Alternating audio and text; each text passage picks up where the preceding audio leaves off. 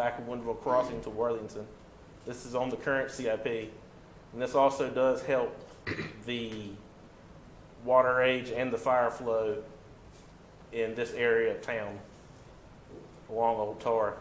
Those neighborhoods do tend to have water age problems toward the back, dead end lines, and this does basically give it another stream of water to help refresh it.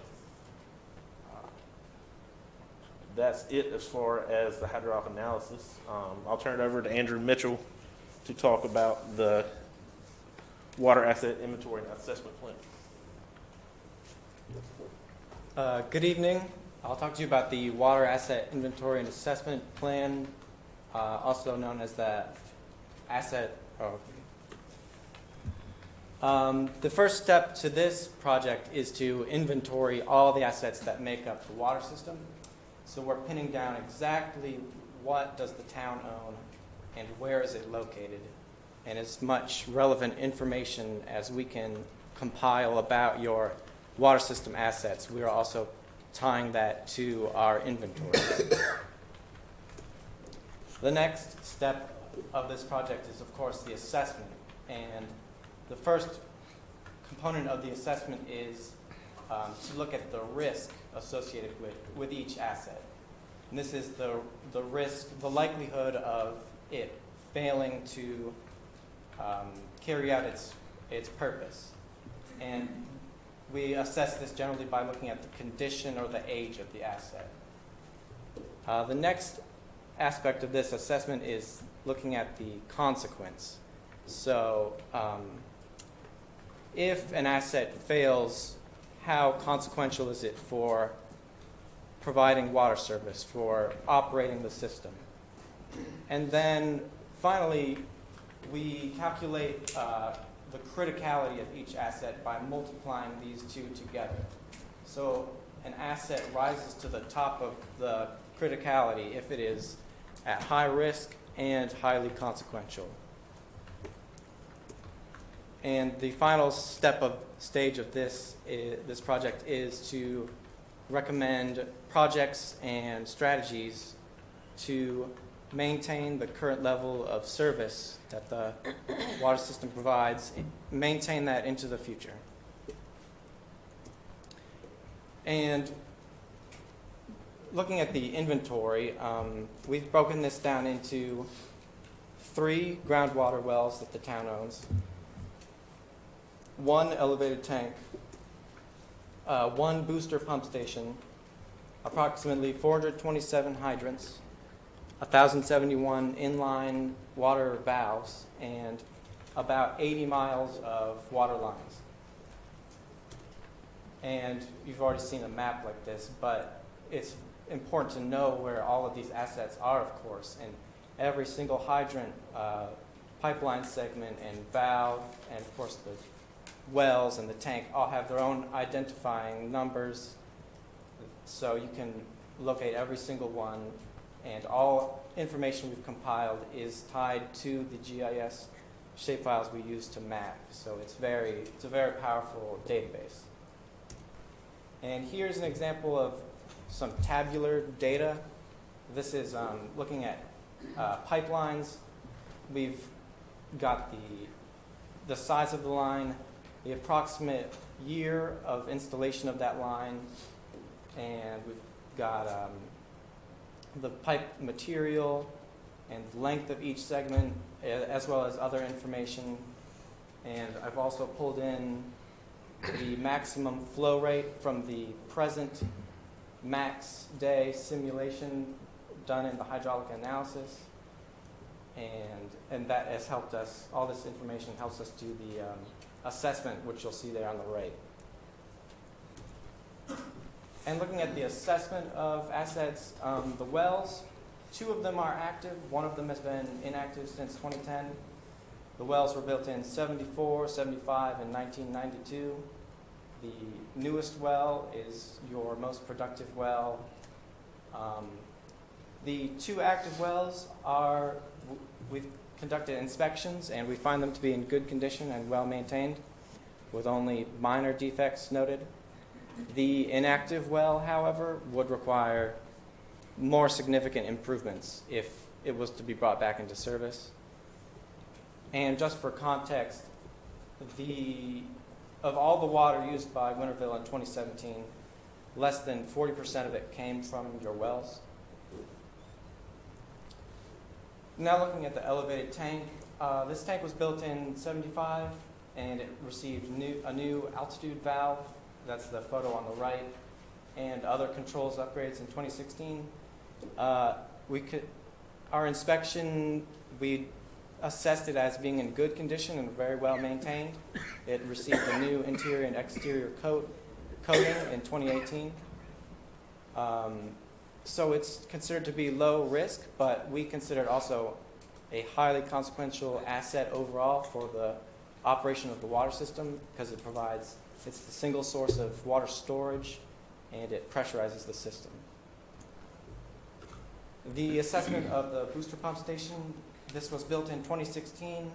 It's considered to be in excellent condition, no defects noted. The one thing we noted is that the area around it is susceptible to flooding, not the site itself, which is built up higher than the 100-year flood elevation.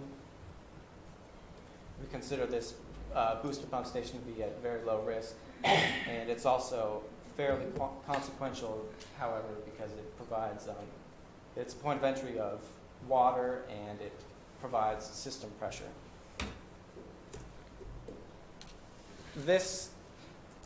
Looking at the assessment of the other assets that are more spread out, like pipes, hydrants, and valves, we found a similar pattern with all of these. It's the oldest part of the system along Railroad and Mill Street, which is where the highest criticality assets are of these categories, because, like I said, it's the oldest part of the system. But in addition, we've got pipelines here that are highlighted in red, which are old, and on top of that, they're carrying large amounts of water. They're large diameter lines. And due to this, we have recommended a project actually to replace all of the 10 and 12-inch line asbestos concrete pipes, which are 65 plus years old and high criticality from our assessment. And this is a new CIP table we've put together, which incorporates projects from your existing CIP and projects from the hydraulic analysis that improve the hydraulics of the system, and also the project I just mentioned to replace those highly critical 10 and 12-inch asbestos concrete pipelines. And across the top there is each of the next 10 fiscal years, and on the left is each project with the current cost and then the cost each year. For the new elevated tank and the 10 and 12-inch ACP line replacement, we are assuming that they would be funded through 20-year 2% loans, and it shows the yearly payment for each on this table rather than the entire upfront cost. And that's what I've got. A couple of things I would like to add. As with the wastewater asset management plan, this will be not only the asset management plan, but the CIP are considered living documents. They will be updated by the town's asset management team. That was one thing I wanted to point out. Another thing, the 10 and 12-inch ACP pipe, I know Travis has said that they don't have as much issues with the ACP pipe as we have seen in other municipalities. Other municipalities, they'll dig up, do a tie-in, and look at it, it'll crack. So it sounds like the pipe is in a little better, in better condition than what we have seen in the past, and that's why we pushed that off to the 20-year period. If it looks like you're starting to have problems with those, then it may be something you need to move back up in the CIP. And Blunt Street would be another one. It's not the 10 or the 12, but it's got the AC line, and that one is one we've had a couple breaks on, and that one is in poor condition. So, I want to thank these guys. I've got a couple other things. I wanted to touch back on the new line on Old Tar they showed. We're looking at possibly upsizing that line as recommended by the engineer as part of the DOT Old Tar widening project. I'll let you guys ask any questions, then I'll touch on the wells and the withdrawal reduction there. I've got an update on that project, but I'll let you guys ask them any questions if you have any.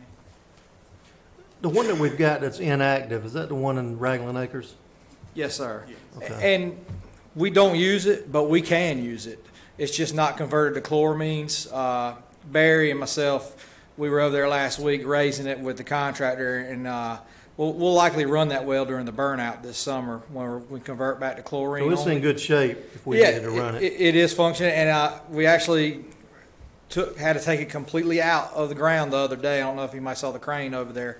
And we found some issues that we were able to catch and fix before they became a problem.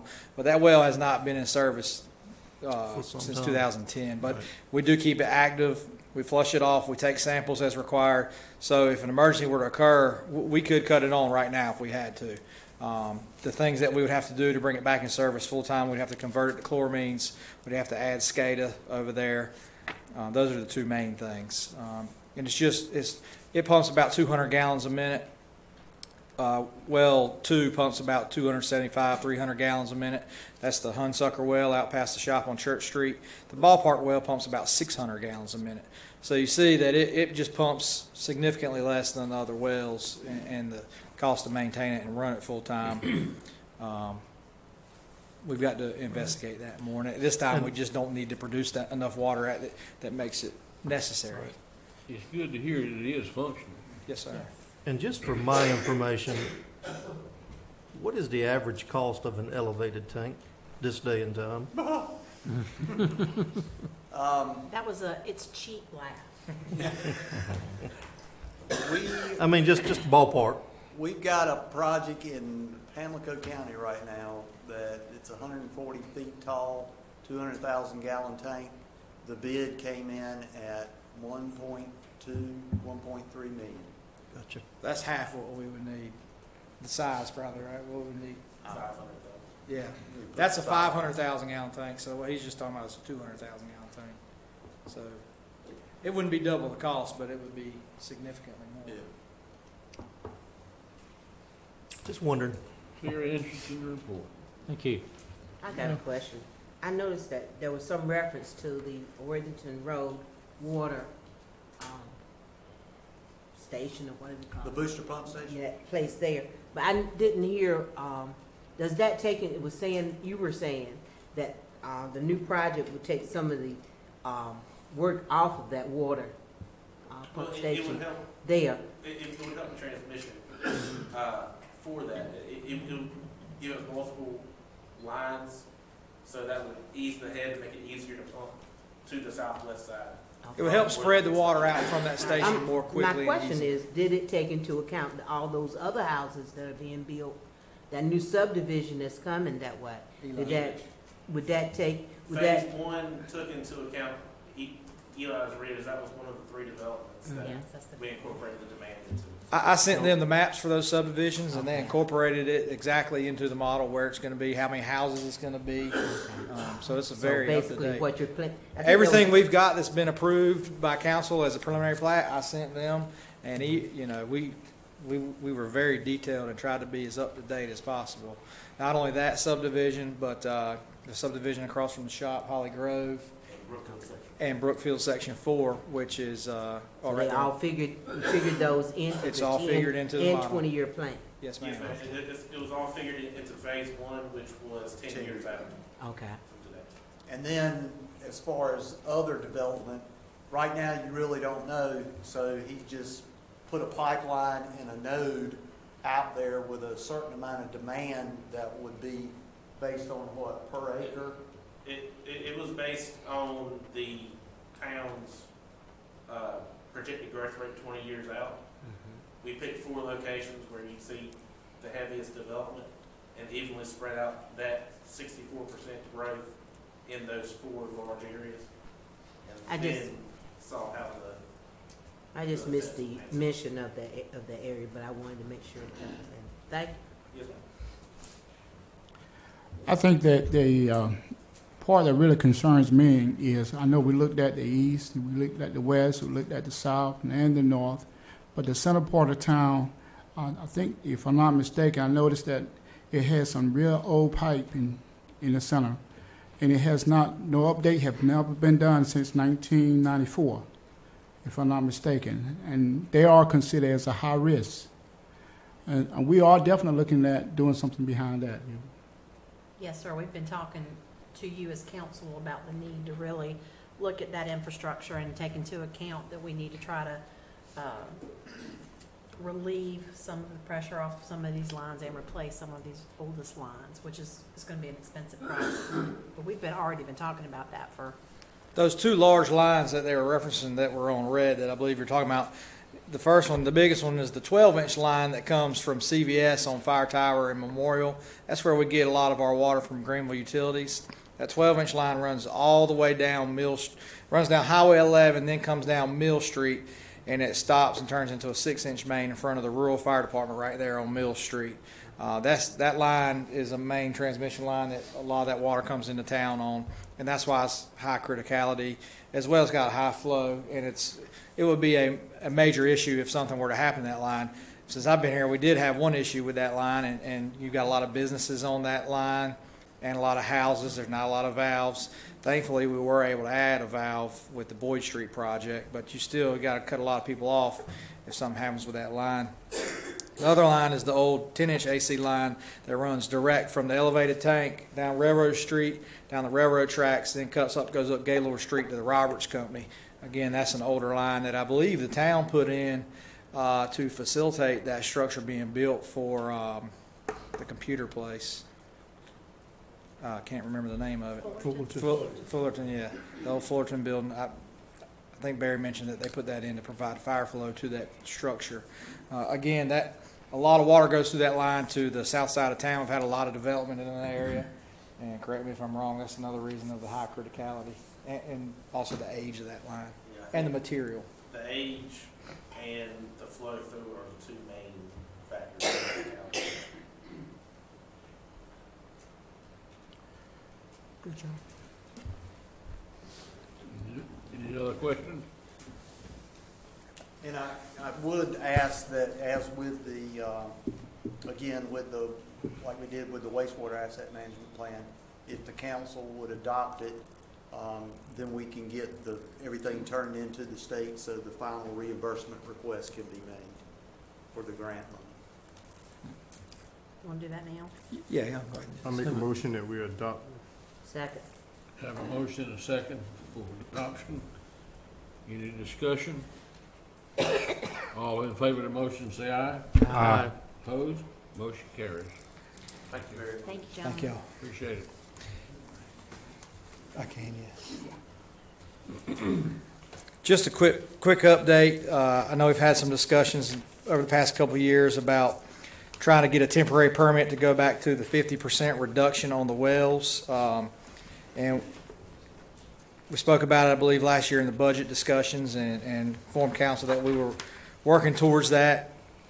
We actually started working on it last May, June, and last June we were able to raise the pump intake at well number 4, which is the ballpark well, our big well. What we found out, we had been hesitant to raise that because of the water levels in that well.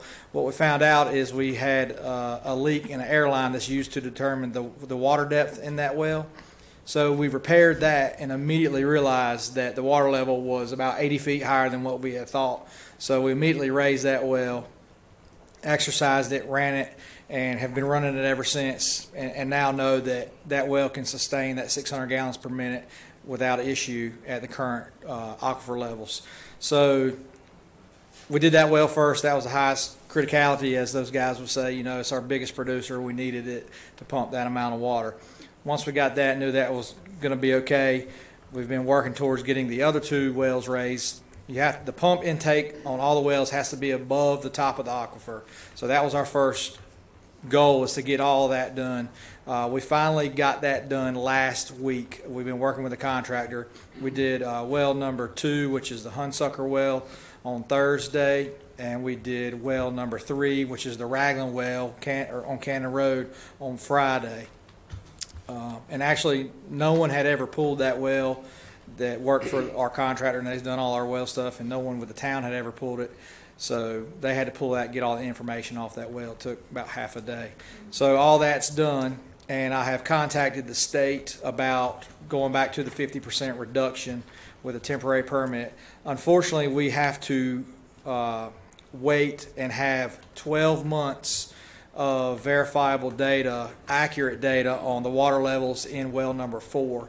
So at this time, right now, we cannot go to the 50%, back to the 50% reduction. We've got to wait till the end of June till we verify the data that the well is not declining anymore. One other thing that might help us is that we can actually go even lower than the 50% reduction. We can pump as much water from those wells as we can without declining the water levels in the aquifer. Most likely that 50% reduction is going to be probably where we get back to, which is where we were before August 1st. So we have to pump that amount, which is about 90 million gallons in a 12-month period, before we get to the end of June, then apply for the permit.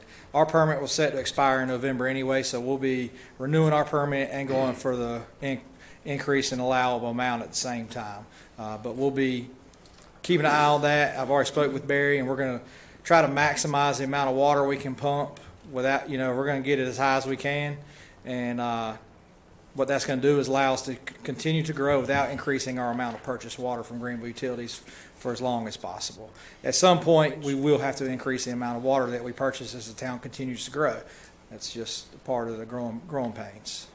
Travis, just as an aside, would you mention what happens if, let's say, we were able to go back to 50% reduction, and then over the life of that reduction, we start to see the aquifers decline. Decline. Yes, ma'am. If we go back to, say, the 50% reduction, which is we're allowed to pump 90 million gallons a year, or say we get 100, or say we're only able to pump 85 million. If we get back to that and we're pumping at that level and the aquifer starts declining, we will be required to go back to the 75% reduction. With all the water we've had with Aden, Eastern Pines, Bellatha, Griffin not using the water in Kinston, I doubt it's going to decline much. I hope you're right. We've had a lot of water. That's right, and they're pumping a lot less water. They're all on their WASA, so. And Greenville Utilities doesn't pump from their wells anymore. They very rarely use their wells, so. Fingers crossed. Staff's done a lot of work on that as things sort of change all along, so I appreciate it because it's been a little bit here, a little bit there. It's taken a while to It's a slow process, but we're getting it done. Any questions? Thank you. Thanks, Travis. Thank you. Mayor and Town Council, we have a guest here tonight.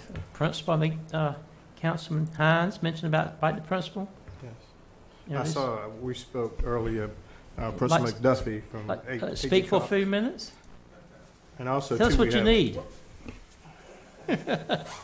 I know you're going to the Board of Commissioners the 29th with the plans for the addition of A.G. Cox. There's a unanimous decision last week by the Board of Education. You have 6 new classrooms. They renovate the front building. Yes, sir. So currently, I'm serving my 3rd year over at A.G. Cox Middle School, and we're excited that we officially are on the books for Pitt County Schools for some renovations. From my understanding, they have currently been on the books, but for whatever reason, got bumped down, but now there's some money allocated. And they're looking at building us another new wing similar to the last 8th grade building that we had, as well as a media center. Right now, they're going back and forth with the front of the building because of the history behind it, but I think, and they're finding out, unfortunately, it might be a little easier to tear down and start from scratch versus renovate. So that's what some of the plans are, from my understanding as they speak, and possibly may even get us some parking. Okay. So we're kind of maybe excited about that as well. And another piece is the parent drop-off and pickup. We do have Officer Dobry there from the Winterville Police Department. He's been doing a great job, kind of being visible, doing the security checks and so forth. He had discussed some possible drop-off plans for in the morning, how we can maybe streamline that to increase security and safety for the students. And so that may be something in the month or so we may be coming back and kind of trying to share what some plans going into next year.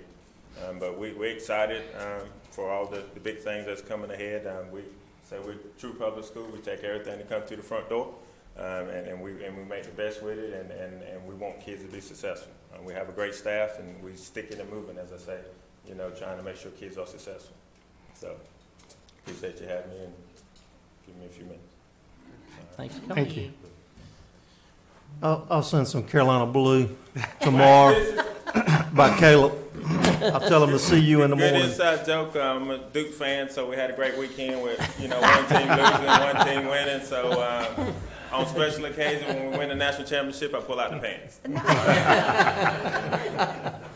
Way to go. That's great. Well, also, to Mayor, we do also have another guest in the audience that we should recognize. Yeah, Judge Hazelton. Right. Hazelton. I know neither one of you two have signed up to speak, and that's coming next is our public comment period. And upon council's request several years ago, I'm to read this at every time we have someone sign up. The public comment period of 30 minutes provides an opportunity for residents to comment on any item included in the agenda or to address the town council on any other matter related to the town of Winterville. For an item included in the public hearing section of the agenda, residents should address the council at the time the mayor invites public comment on the item. A public comment may be made to the council during the meeting except during the public comment period or as part of a public hearing. Individual speakers are limited to a maximum of 3 minutes, and no more than 3 speakers may address the council on a single matter.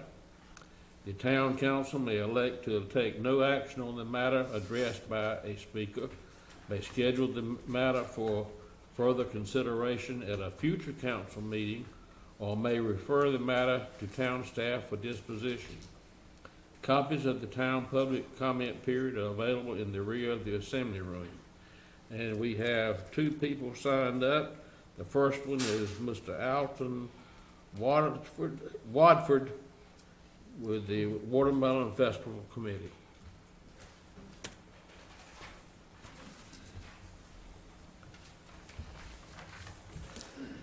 Good evening, Mayor, town council members, and staff. You recognize one of our brand new Watermelon Festival committee members, and we thank you for being here.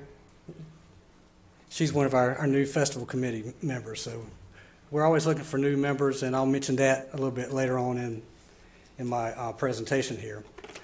But thank you for having me here tonight, and thank you for giving me a few minutes to speak with you about the Watermelon Festival. I know every time you see me come up here, it's time for the Watermelon Festival again. We're planning things already, so it's like it's a never-ending cycle. We finish one in August, and then we do take the month of September off, then usually back in October we jump right back into it again. But anyway, the dates for this year's festival are going to be Wednesday, August 21st through Sunday, August 25th. That'll be a 5-day festival, just like last year. We did extend the festival to 5 days last year to try a few new things. We also went back to selling concert tickets for our Saturday night concert this past year, which we hadn't done that in several years, but we plan to do that again this year. And we also had one of the largest amusement ride midways in the state for a festival our size. So we were very proud of that, and we plan to have that, all 5 days as well. But let me also say that as a festival committee, our goal is to be as financially self-sufficient as possible. Even though we know that we'll never be completely self-sufficient, we're always going to need help from the town, both financially and through physical man hours with help preparing for the festival. but we do thank the town for all the support that we've had in the past. Tonight I come to you with a two-part request. Basically, because of funding, we would like to again this year ask for $50,000 from the town for the Watermelon Festival. And the second part of that, if possible, if approved, we would like to have that available to us probably maybe early March if possible, so that we can start making deposits and making payments to some of the things that we have to do early on to make sure that the festival takes place and everything is paid in a timely manner. In closing, again, I would like to thank the town for your past support. The financial part has been great, but we sometimes overlook the physical part, the man hours that the staff puts in. These guys back here and their staff have always been a tremendous help. Everything that we do, well, anything that we do for the festival, we cannot do without these folks here. And they've always been a blessing to us. We're thankful for them. And finally, I would also like to say that we're always looking for volunteers for the festival, especially now. It seems like all of our festival members are getting old and tired. We're having a hard time getting people to volunteer. So we send out an invitation to all the staff here at the town. We would love for you guys to come out and help us. If you know any community members who would love to come out and be part of us, we would love to have you. We meet the second Tuesday of the month in the Red Men building right across from the fire department and the police department right there on Main Street. So please come out and join us. I'll be glad to try to answer any questions that you may have about last year's festival or this year. I noticed that we didn't have an opening ceremony.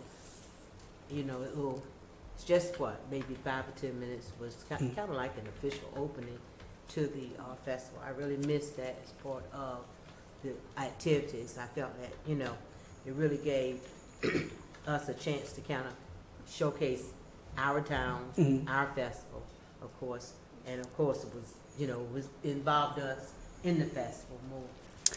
And I agree with you. I feel like we did miss something by not having that. We did try to shift some of that to the veterans breakfast that we had on Saturday morning, but it would be good to have something at the very beginning. In the past, we'd always do that on a Thursday night, and then since we did start on Wednesday night with our back to school night this past year, that was kind of up in the air. We didn't really know exactly what to expect on that first night. We didn't know how many people would show up or anything like that, but that turned out to be fairly successful for us. But I do agree. And maybe you could incorporate it right with your, the things you do in the amphitheater. Well, that's true. Okay. We'll definitely take that into consideration. I appreciate it. Ms. Park, what is the present budget? Is it $35,000 for the festival? 50. No, this present, okay, we've already spent the 50 this year, That's haven't we? right. So it's next year, we'd have to come out of next year's budget, Yes. I think it was with this past year, so we had to make an adjustment because We had to make $15,000 of the request for the funding. So it'll be 50s in this year's budget and to move. So there's no money in this year's budget for this coming year? The request will be for the festival, which is in next year's budget. July 1. But what we discussed is having the money in basically the budget year prior to the festival, which is right after the new budget year starts, if that makes sense. All right, I'll make a motion that we approve $50,000 come out of this year's budget for the festival. I second it. We have a motion and a second, but now, if I remember correctly, Mr. Moore made a motion last year that the festival for this year be $25,000. And the reason being is I was trying to get money in the budget for the girls softball program, which I was not successful. Well, I mean, whatever the reason was, Yeah. you made a motion Yes, that that's fine. Watermelon Festival be given $25,000 for this upcoming festival. That's why it was appropriate for me to do the $50,000 motion. Question? We do have a motion and a You second. got a motion and a second. Any discussion? Yes. I think that we should wait until we do our budget to make sure that we not only do the Watermelon Festival, but the other ones also. I think we should table this situation. Right now, it's not a good time because we're not into the budget, and we don't know exactly what we're going to be doing. So I think that we should wait until we do the budget itself. Mr. Watford has said that Yep, if he we got had a the money motion by and a March. second. Mr. Watford has said that if he had the money by March. I really think we should get into our budget talks before we do it. And, but we always, allocate the money and give them the money early. I realize that. So I think that we should wait also. Tell me this, would we allow the rest of our nonprofit to have the same opportunity? I'm speaking of the other ones that we support. It's not only, I think it's only right if we do one, I think we should do them all. If we can't do them all, I think we should wait until the appropriate time. And you're talking about the allocation. We always give them the money early, but the allocation of funds will come during our budget talks. I believe we should treat all of them the same also, Mr. Moore. I agree with you on that. That we have requests coming from many different organizations. I don't see anything wrong with them doing like Mr. Alford, that Mr. Watford, if they want to, is come and present their case. But I do think that we should wait for us to make a decision on it, since that way it's not against the Watermelon Festival, it's within that time frame also. Any further discussion? You got Well, a motion? I'll just make two quick comments. One, that's as far as the budget goes and discussing it at that time, I mean, this is a very small amount compared to what we deal with on a budget, and it's the amount that we typically have given them the last couple of years. And on the backside of that, the festival probably does more for our town as far as an advertisement standpoint than the other, I don't want to call them agencies, but the nonprofits that we deal with. And I know for our planning stages, these guys need to know early what they're going to have because their budget is tight, and they need to know as early as possible what we can do so that they can plan. That's why I don't have a problem making a decision on that right now. No other program we have brings so many people to town and puts our town out front in a positive manner. Last year, and just think we're the only municipality that does not have a beer garden. Thank you. No beer garden. We have a very safe, family-oriented festival when we be proud of. And I thank those volunteers who do it year after year. It's a lot of work. I can't weigh the value of all the programs that we do make major contributions to. Boys and Girls Club, our children are an investment in our future. Our Senior Citizens Club, the activity we have with them, with our seniors, that builds and strengthens our community. Meals on Wheels. These are elderly people getting food every day. Somebody's coming to their houses to visit. I can't say that they're not equally as important to our town and our community as the Watermelon Festival. So we're weighing it based on the merits to our community. All of these are very valuable to our citizens of our community. All of them. Our seniors are valuable and our children are valuable.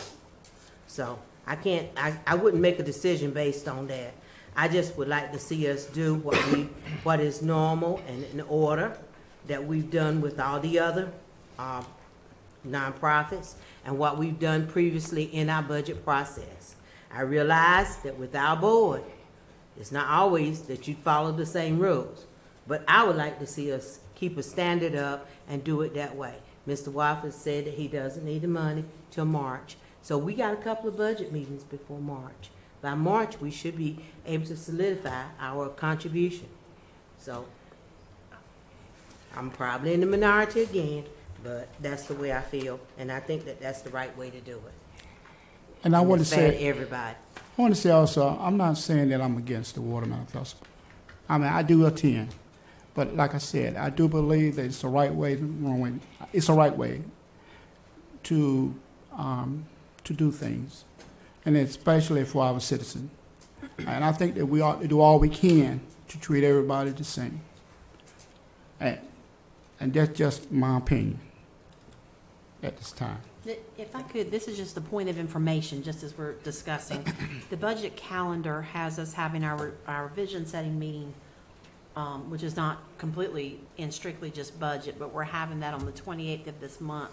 And then council doesn't meet with staff again until April 29th. And that's so you can get a budget progress update. So I only provide that so that you have that as you're discussing when you might want to talk about those requests. We actually don't even send out the applications to the non-town agencies that have applied in the past or open that up until usually the first part of February. So that's just information. And I think in past years, you've always been to the January meeting. I think last year it was probably the February meeting.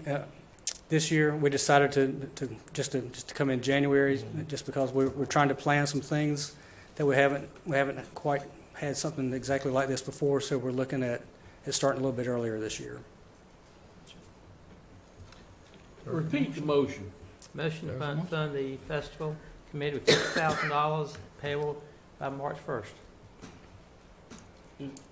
I second it. Okay. Any further discussion? I still got a question. If we pay it by March 1st, where would these monies come from? How about General fund? general budget? 50,000 is in the budget for this year.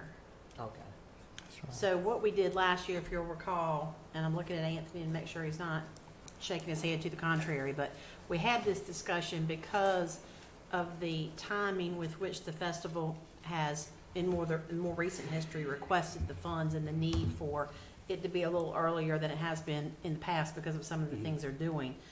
So it's almost like we had 1 year, which was last year, I believe, where we ended up having to plan to have it in what's going to turn out to be the year prior to, the budget year prior to the budget year that the festival is actually in order to try to meet their request based off of what you all discussed last year, if that makes sense. So you need the allocation by March? Yes, ma'am. And previously, we've been giving it when? I It was believe- after the budget process, right? Or early in the year? When I first got here, we started giving it, you know, yeah, Historically, we've given as soon as the new fiscal year. right. And then That's we right. got toward, and then a little bit, a few years later, then it got to be where it was maybe in June. But once it scoots into the fiscal year that we're in, which is a different fiscal year than the actual festival's in, then we had some discussion, quite a bit of discussion last year, as I recall, about it's really gonna be a year ahead, ain't it? We made a conscious decision to try to get ahead of Yeah. the request, to try to have to get a check to them as of July 1, and then having to amend the budget in That's right. June when we're trying to wrap up the fiscal year end. So we increased it a year ago, and then this year was the first year we actually had it in advance. Sometimes I can't remember what day it is today, but I do know we had that discussion last year and then tried to plan accordingly because of the request coming That's earlier when than it has. what happened out of that scenario is 1 year we ended up funding $90,000. That's right, For the festival. that's right. And the reason for that is that as we start to book the bands and we hire the production companies and things like that, those folks want at least half of their money up front, so we're having to pay that out early. We don't pay the balance until later, until time for the festival. And if I'm not mistaken, it was the bands particularly is what was mentioned as the reason that we need the funding earlier is because of the initial payment has to be made, et cetera. And so every year, That's correct. it seems like you all have a need that arises earlier than what we've been funding for the past couple of years. And part of that also is to get a jump on some of the bands. If we wait until you're closer to the festival, those bands may be booked to play somewhere else also. So that's part of it also, trying to get those folks in early. Staff just wanted to provide that information so you may recall, kind of, we have the money in the budget based off of last year's discussion. And I feel for the members of the festival committee, been doing it 33, 34 years. This is 33. And I know Well, they're the getting last one. older and tired every year. And So this is an effort to help you any way we can. We appreciate that. And the volunteer, the volunteer thing that I said earlier is genuine. We would love to have anyone volunteer who would love to come out and be part of the festival committee. Any further discussion? We have a motion and a second to give the Watermelon Festival $50,000 payable on March 1st or by March the 1st.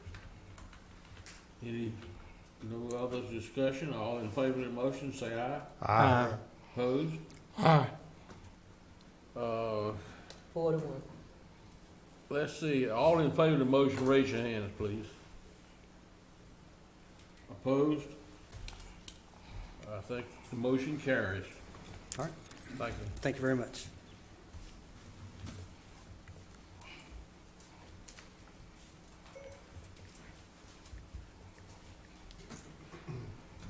Okay, the second one that has signed up is Mr. Calvin Henderson.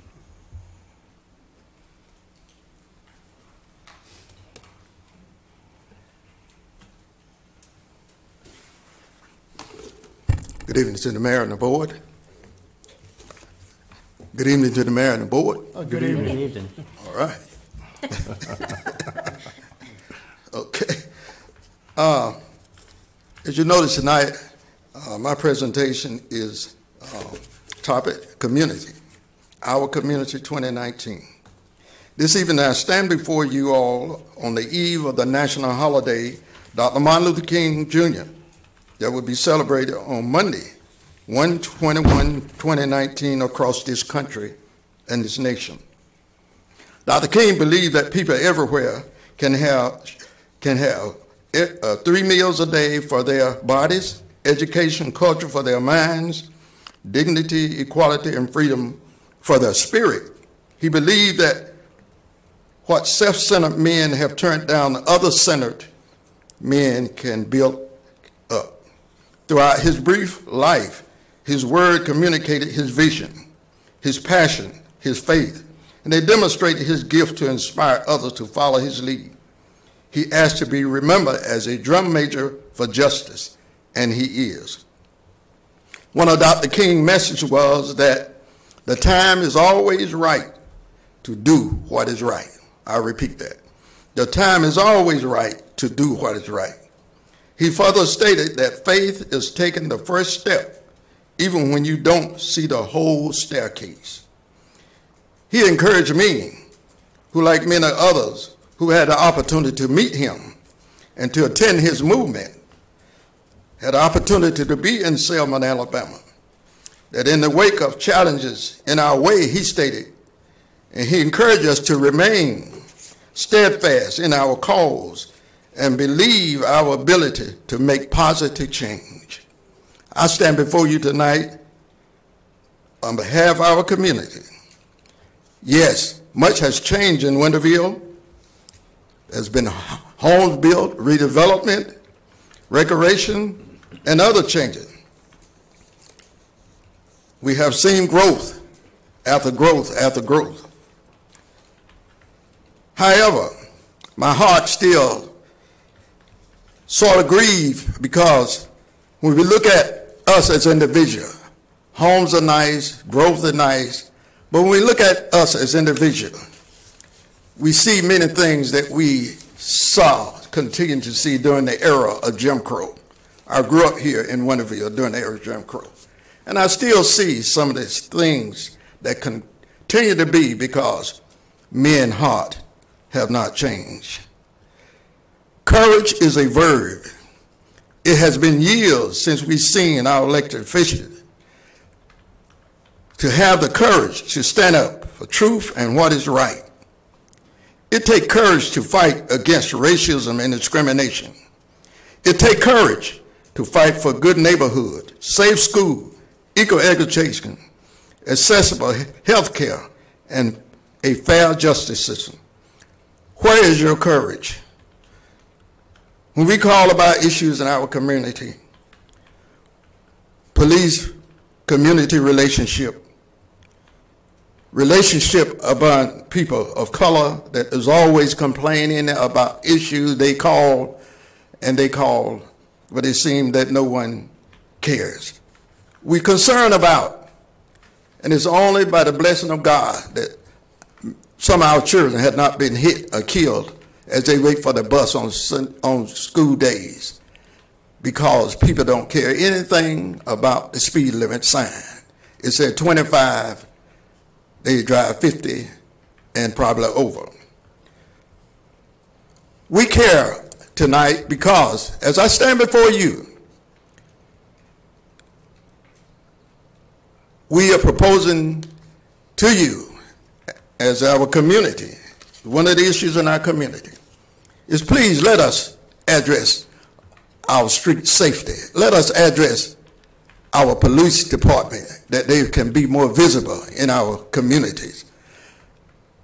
I just experienced an incident a few days ago. A young baby that was allowed to be in the arms. I don't know what it was. The father, many of you probably read the email because I did send it and I CC'd it to you. But we are very troubled here tonight because of how that incident panned out. My wife and I observed, and we know our police try to do a best job they can. But we observed and understand it was a domestic issue. A father taking off with a baby in his arm.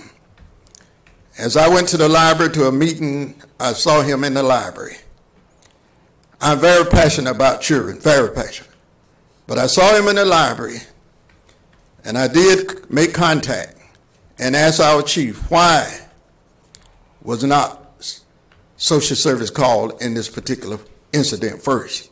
When I did find out it was dealing with domestic. Who knows, this baby could have been killed. I don't know. I did get a response that my messages were received. But these are just some of the things. We have got to have courage and not to turn our heads because it comes from a certain segment of the community. All people are important. All people should make a difference as you elected official, because you have to face those people again when you run. And you have to make sure you fulfill your promises. This year is an election year. Make sure that you have come up to part to what you promised the last time you was elected in office. And I'm saying to you tonight, on behalf of our community, for 2019, I feel we can do a little bit better in Winterville. I love this community. I was born here. I grew up here. And that's the reason you see me come up here. And I'm not ashamed to keep coming up and keep coming up until I see the changes that will make a difference in all people's lives, regardless of race, creed, or color, as Dr. King stood for. And I said to you tonight, let us stand together. Let us come together as a community. Stand together in love. That's what it's all about. You, me, and nobody else in here don't know whether you'll be here tomorrow morning. You don't know. But I'm saying to you, you should lay down tonight believing with all your heart that you have done within your heart what God would be pleased at for everybody in this community, regardless age, regardless of creed, regardless of color. And finally, I'd like to say to you tonight, we didn't come to ask for any money, but we will, the concerned citizen. We are a nonprofit organization working on our 501(c), but we are proposing a program tonight to you. And it will be called, the program will be called Finding My Way. And it will be dealing with the program of drugs, opioid, which is in an epidemic proportion right now, killing so many of our young people, young men and women. You ought to be concerned. And we ask for your back and support. We have gotten the support of our superintendent of Pitt County School. So we are tonight saying to you, we want you to think about it, and we will need your support to help get our young men, especially our young African-American men, that many times are lost in our streets to drugs and to crime. And we want to do something about it. That's the reason we call it Finding My Way. Many of them have lost their way. So we want to, at a concerned citizen organization, we want to try to help them find their way again and become productive citizen again in our society, in our community, to help make Winterville a better community, a safe community for all of us. I thank you. Are there any questions, comments? And I hope, I was hoping that you would have a comment or something to say about the incident I did bring before you. Thank you, Mr. Henderson. All right, thank you.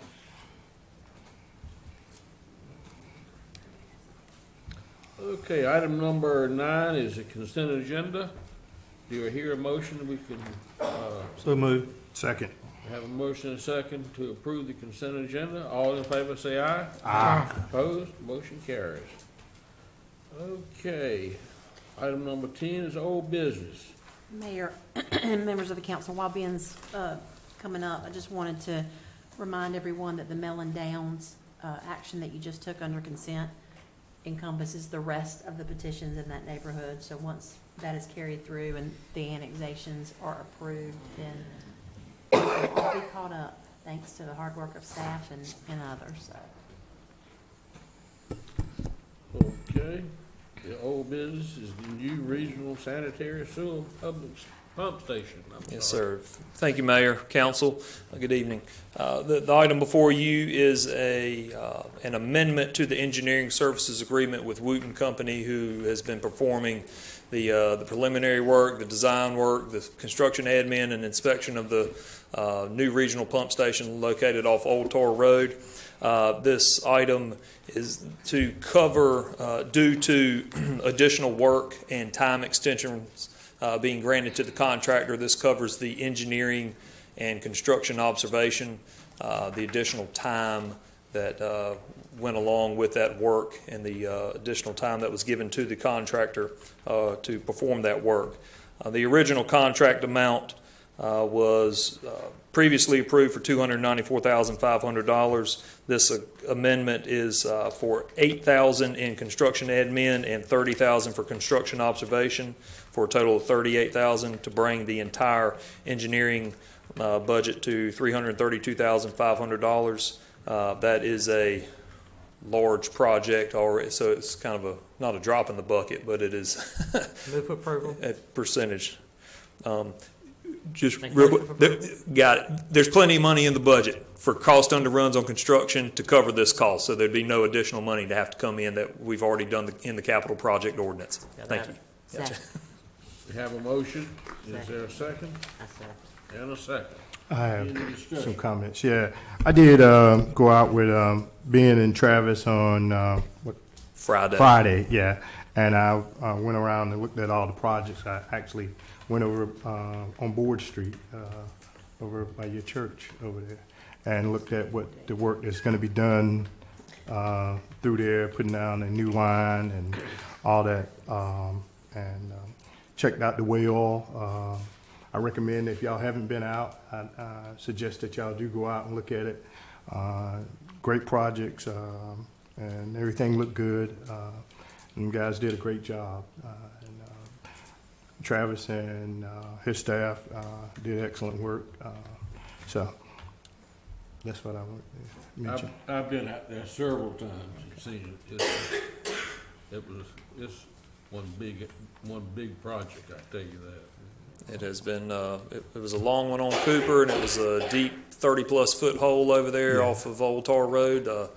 Some interesting, I've got a bucket of prehistoric shells sitting at my house for my kids to pick through. It's kind of interesting when you go through them. That's millions of years old sitting down in there. And it was, for me, when I first went out, when I first came on, they took me out, and it was wet and muddy, and it was a big old hole in the ground. Now to see it all covered up, and the pumps and everything, you know, seeing it from at the beginning to the end now. I mean, see what your money is. And we'll be giving, as Councilman Hines said, we'll be giving a virtual tour in a couple of months once we get some better pictures and everything. But the offer stands as we've offered it before. It stays open. Come see us anytime. You know where we are. We'll hop in a truck. We may have to knock some dirt out of one of them to get you in there, but we'll be glad to give you the tour so you can actually walk the ground and see it with your own eyes. And it was cold, people. Yeah. I was out there when it was cold. I was out there at 8 o'clock in the morning, so, and I get up early. That's I when you. wasn't out there at 3 o'clock. That's when you see things. If you get up early, you see things. I always remember that. Get up early. Have they come up with a date yet on the project being completed on Boyd? I know it was early spring the last time we checked. We're talking Boyd Street now? Yes. Well, it's, yes, they're looking at, they're currently working on the stormwater portion on the eastern side. They have gotten the subgrade rocked up pretty well on the western side of the project. It'll be springtime before they actually get in there and finish that up. I think we did see them putting up some pins to kind of mark out where the curbing, the gutter and everything's going. So they'll keep moving as weather allows. Like I said, they're working on the storm drain side, on the east side currently, and going to work on getting that done. So hopefully they can get the road rocked up to a point where it's not as muddy, but it has been wet. The DOT website today said March the 2nd. The DOT. Right. You know, that wrong. falls into that. They done. shut down in November and open back up in March, so they'll continue to work just as weather allows. But it is doubtful that it will be I done doubt by it too. March the 2nd. It will, yeah, I wouldn't. Thinking Website's summer. off. Yeah, I And, mean, it's You know, I voiced a concern about the telephone service, of course, cable service in that area. I received a call from one of the residents on Myrtle Street, Mabel Hooks, who was probably, I know she's about 90 years old, and she didn't have phone service for a week, you know, because of the construction on Boyd Street. And her children didn't know that their mother didn't have it. She has a problem hearing. Talked to Mrs. House there right at the corner, and she didn't have phone service. The people didn't let them know that they didn't have it. And it has become so bad that in my church, the church I belong to, we have suspended our phone service because of the disruptions that have been caused along the street with that. So, you know, I don't know. I know that the town doesn't have control over the project, and we've written letters to DOT about this problem, and also to Volkert, which is one of the contractors on it. But it's extremely dangerous for our senior citizens not to have access to a landline, you know, at these times, and they not even know it, you know, just the phone doesn't ring or whatever. It's just really dangerous. I really, my heart goes out to them because, you know, that's their communication. They're not cell phone people, you know, and so we've got that problem, you know, that's a problem with the project, is the fact of that. I noticed that they've started making it so that it's like the road is elevated in the middle, so those people living along there can get back and forth to their houses. But that's been a problem ongoing, is the fact that they don't know that they don't have phone service maybe until someone calls or a family member calls. But I'm afraid that if something were to happen, they wouldn't be able to call 911. Mr. Willie Hines left me a voicemail last week, and I had a call from a young lady on Chapman Street. So I immediately forwarded those to DOT, and the engineer went out the next morning, or maybe that afternoon, and met with the CenturyLink folks and the contractor, and they're trying to work through those issues. I think they got service restored to the church that day.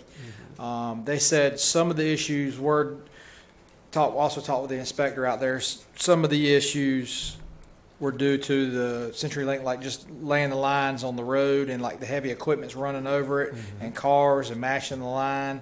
So Ms. Sarah Lentine, who's overseeing the project for DOT, communicated with them and asked them to try to provide some type of more substantial phone service in that area. So we, even though it's not a town project, we try, you know, if our citizens call, we try to do what we can. And Mr. Hines, like I said, had called, and so the church should have phone service back. Well, we suspended it. Yes, ma'am. Because of that, you know, because, you know, well, and then it's kind of dangerous for us, but at least when we're all there, somebody's got a cell phone, Yes, you ma'am. know, at least. But the older citizens in their houses, a lot of them don't have cell phones. Now, that's really my biggest concern, is the fact that there are a lot of senior citizens in that area, and some of them are sick, you know. Well, definitely, and as you all have let us know, when you hear of problems, please do that. And as you see, staff's ready and has DOT on speed dial, I'm sure. And we'll be glad to continue to push that along and make sure that they're checking into those very important and serious issues. Getting back to item number 10 on the agenda was the regional pump station. Do we have a motion? You have a motion and a second. And a second. Any further discussion on that item? All in favor of that item, say aye. Aye. Opposed? Motion carried. Okay. Thank you. Item number 11 is other agenda item. We just covered one. I think we've got someone here who would like to speak. Would you like to? You didn't sign up for public comment. Sorry, I'm not familiar with the protocol of the meetings. I didn't sign up to speak. I don't have a presentation. My name is Diane Jameson. I'm here just to find out what improvements are going to be made at the animal holding pens. Ms. Jameson, I'm Terry Parker. We've been communicating. Yes. Nice to officially meet you.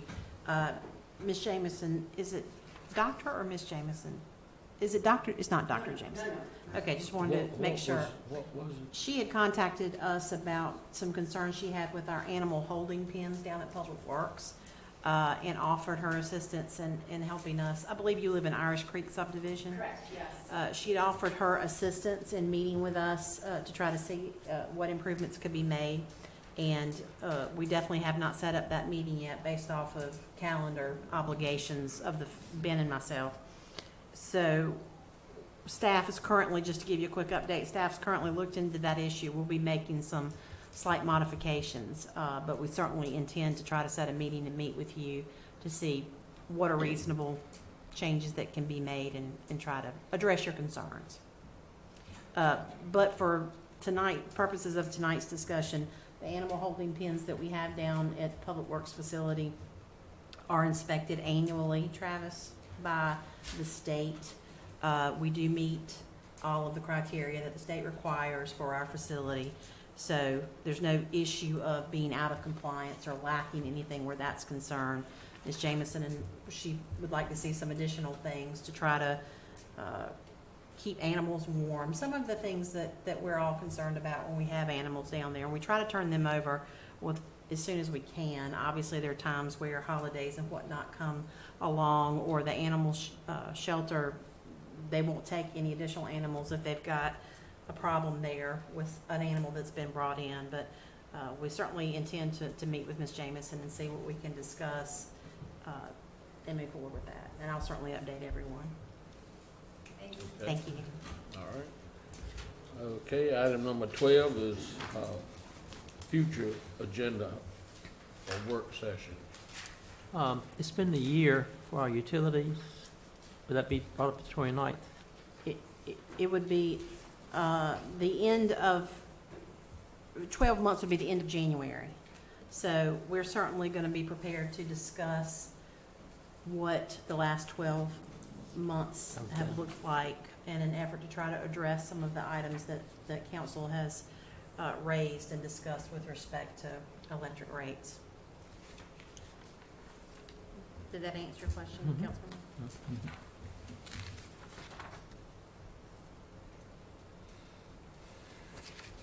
Okay. Item number 13 is report from the department heads. I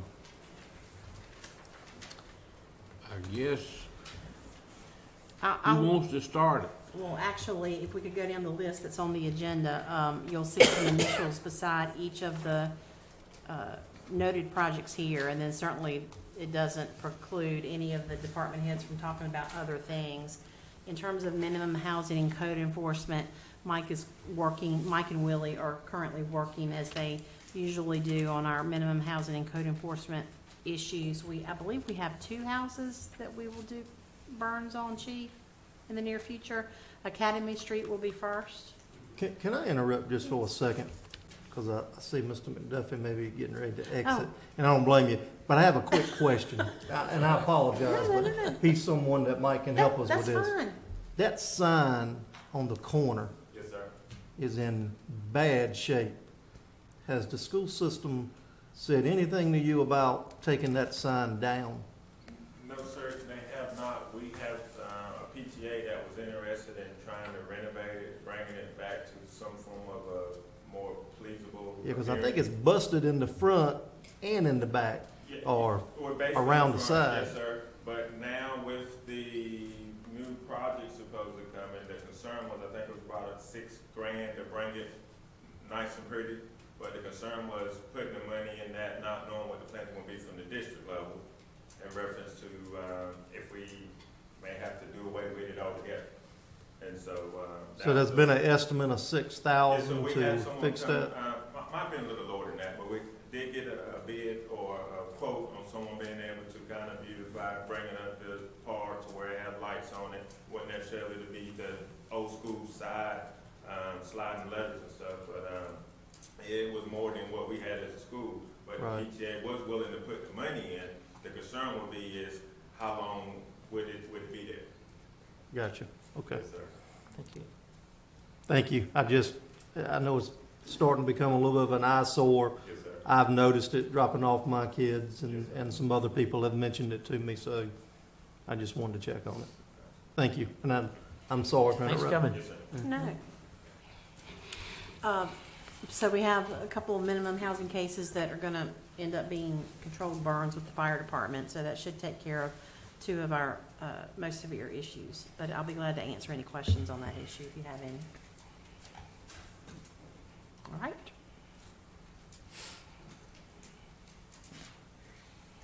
Evening, Mayor and Board. I'm short. I got to move this way down. A couple of projects I wanted to touch base on tonight. The Tar Road widening project with the engineering component. I'm sure everyone's aware Tar Road is scheduled for widening, and right-of-way acquisitions begins next month. We've had several meetings with DOT. We're trying to lay our plans out for our utility relocation, my component being electric. There are competing electric providers immediately adjacent and parallel along this project. Ideally, this project would work best if the two utilities were to work together simultaneously to relocate these. We have offered up our suggestion, which we think is something that rarely takes place. It's an improvement that costs less money. We'll need cooperation from obviously DOT and the neighboring provider. We'd like to put most of ours on one side of the road, the west side of Tar Road, to extend that project. We believe, Travis and I both have looked at this pretty carefully, and we both come to the conclusion that we think this project has the potential to be one of the more impactful projects on our community in the last few decades. As it stands now, there'll be 6 lanes as you approach the intersection of Main and Old Tar. Be 4 coming from north to south, 2 leaving south going to north. Obviously, a lot more people want to get into this town than they want to get out of this town. And I'm living proof of that. Our preliminary estimates on this project, around $1 to $1.5 million. Now that's a wide swing, and it's a large margin, but it depends on what the market dictates, how hungry the contractors are, how much work is out there, and there is a tremendous amount of work out there right now. Robert, if I could ask you on that, in terms of the timing and the need for this to be done, there is no choice. We have to relocate the utilities, and the time frame will really be designated and driven by DOT's. In our recent conversations with them, we've met with them I think 3 times now, and our recent conversations with them, what we are trying to accomplish prior to end of this fiscal year is to have the drawings ready to put out to bid. Most of this project, we are led to believe, both by our opinions and DOT's, will be reimbursable, the engineering and the work itself. We believe our system, we have prior rights to that area. We think we'll be reimbursed for that. And we are certainly going to pursue every possible means to make sure we recover those funds for the town. That is not a guarantee, but we feel it's probable. But it's an outlay of money that we have to spend because there is no choice but to relocate the utilities. That's right. So I just wanted to be clear about that. We'd like to have the engineering component prepared by June 30, ready to go to bid, put it out to bid shortly after the start of the next fiscal year. We need to have it ready per DOT schedule by the end of 2020, so they can begin construction shortly thereafter. So in terms of time, there's not a lot of time, calendar months, if you will, to get this done. So in case there were any questions about whether we could put this off, this is not one project that we're going to be able to do that with. So as we get ready to enter the budget season and discussions, I just want you to know that $1 million to $1.5 million potentially on the table, that is a project that we have no choice but to have to do. You mentioned about an 18-month time frame there, from the time the bid goes out to getting our work done by the end of 2020. That's right. So is that, are you saying that it's going to take you guys 12 to 18 months to get all that work done, or is that a smaller time period? This project's going to be driven somewhat by our ability to work side by side with Greenville Utilities. We'll be dependent on them to a good extent to get their utilities shifted to the east, so that we in turn can start ours immediately following or at the same time as what they're doing. If all goes well, what's the time frame of we'll have it done prior to the end of calendar year 2020. So we're going to start on it in the summer, this summer. We'll put it out to bid. It's going to take us all the way through the end of 2020. I'd say a reasonable projection. That project. Reasonable projection would be summer, early fall of 2020. That's if good weather. That's with good weather and circumstances. So TAC says 2021 is when the actual construction starts. And we need to have our component completed prior to that. right. Now, what neighborhoods are Greenville Utilities at this time on Tar Road? City Ridge is on Greenville, correct? That's right. Canterbury, Greenville. Yep. Up until you get to Winterville. Ray Crawford is a dividing line back there in the back. So it's pretty big. Our component is kind of isolated from that point, heading south. The terminus of the project will be just south of what is now Walgreens, just recently renovated Walgreens drugstore. How about on the west side of Old Tar? Is that Greenville jurisdiction? It is, and along those same areas it is, yes. Yes. We'll serve down to, I think, the church at Vernon White. Vernon White, yeah. And areas behind that. And nothing in that corner of Vernon White, Old Tar is not our area. The churches, we currently serve the church on that corner, yes. I was referring to the corner of Old Tar and Vernon White. What would be the southwest corner we currently serve. Southwest corner. Mm-hmm. I think he's talking about the northwest corner. The northwest corner we don't serve. That's right. The southwest we do. Field, we will not put utilities there, will we? No, we will not. Not electric utility. Wet utilities will be. Travis will address that.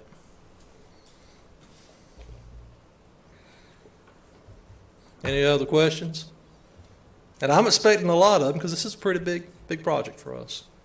Really, for any community our size. Where do we expect to get this money from? It's going to be a good budgetary discussion along with the other items related to the electric fund that council wants to discuss. We'll give it and hope we get it back. We're definitely going to hope we get reimbursed, but we give it regardless. And our engineers board gave, I guess, go ahead for us to begin the engineering negotiations. Those negotiations, scope of work has been agreed upon. They just sent last Thursday, I believe, an estimate for the work. Town manager, Ben, myself will be discussing those items. Hope to have that wrapped up, completed this week. Any other questions on the Tar Road widening? Yes, I just got one more. We can't get a commitment from anyone to say that they are willing to give us a refund back, or have we contacted a person? Do we know who we need to contact or what? I'm looking at two of the people that will be contacted for assistance. One way to establish prior rights is by executed affidavits. Normally that involves someone local that has in-depth knowledge of what existed when and where. And I certainly think we have two members up here on the board tonight, Councilman Moore and Mayor Jackson, that are very familiar with that area, and we'll be talking with them as well about possibly executing affidavits stating that the town had existing utilities along these areas prior to 1976, I believe. We think we have good Or 78. standing to be reimbursed, but they're not going to tell us officially No. until such time as we provide the documentation that they require. And I've done this before on other projects. It went smoothly. We expect the same here. Anything else on that one? All right, moving along. Then the next one. All right. I'm sure you guys are familiar with the new territory in terms of electric territory. Staff had worked on this for, in my understanding, and talking with our engineering consultants probably in excess of 10, 12 years ago. Some talks had taken place then. Obviously, those efforts ramped up, reached an apex, so to speak, this past year. We came to an agreement with Greenville Utilities. What was agreed upon was an expansion of our existing territory that effectively doubled the size, or has the potential to double the size of our territory. It is a tremendous opportunity for our town to expand in areas we have not served before, and again, increase our service to our citizens. The preliminary cost estimates on this, and this is absolutely 100% funded by this board and the citizens of this town. Preliminary estimates range from $3 to $4 million. That will include the areas west of Highway 11. These are somewhat residential, but they also have a large possibility for commercial and possibly industrial applications. In most electric systems, commercial, particularly industrial, is bread and butter, and most attractive. We are a bedroom community. Most of our current load is residential load. We thought it would be appropriate for the town to diversify that load, and that's why we're looking at some commercial and industrial opportunities as well. Attracts more people, more jobs, and more beneficial to the town as a whole. But the also areas east, including the new subdivision or subdivisions or developments off of Worthington Road, is another area in particular that we feel is going to grow and grow rapidly. I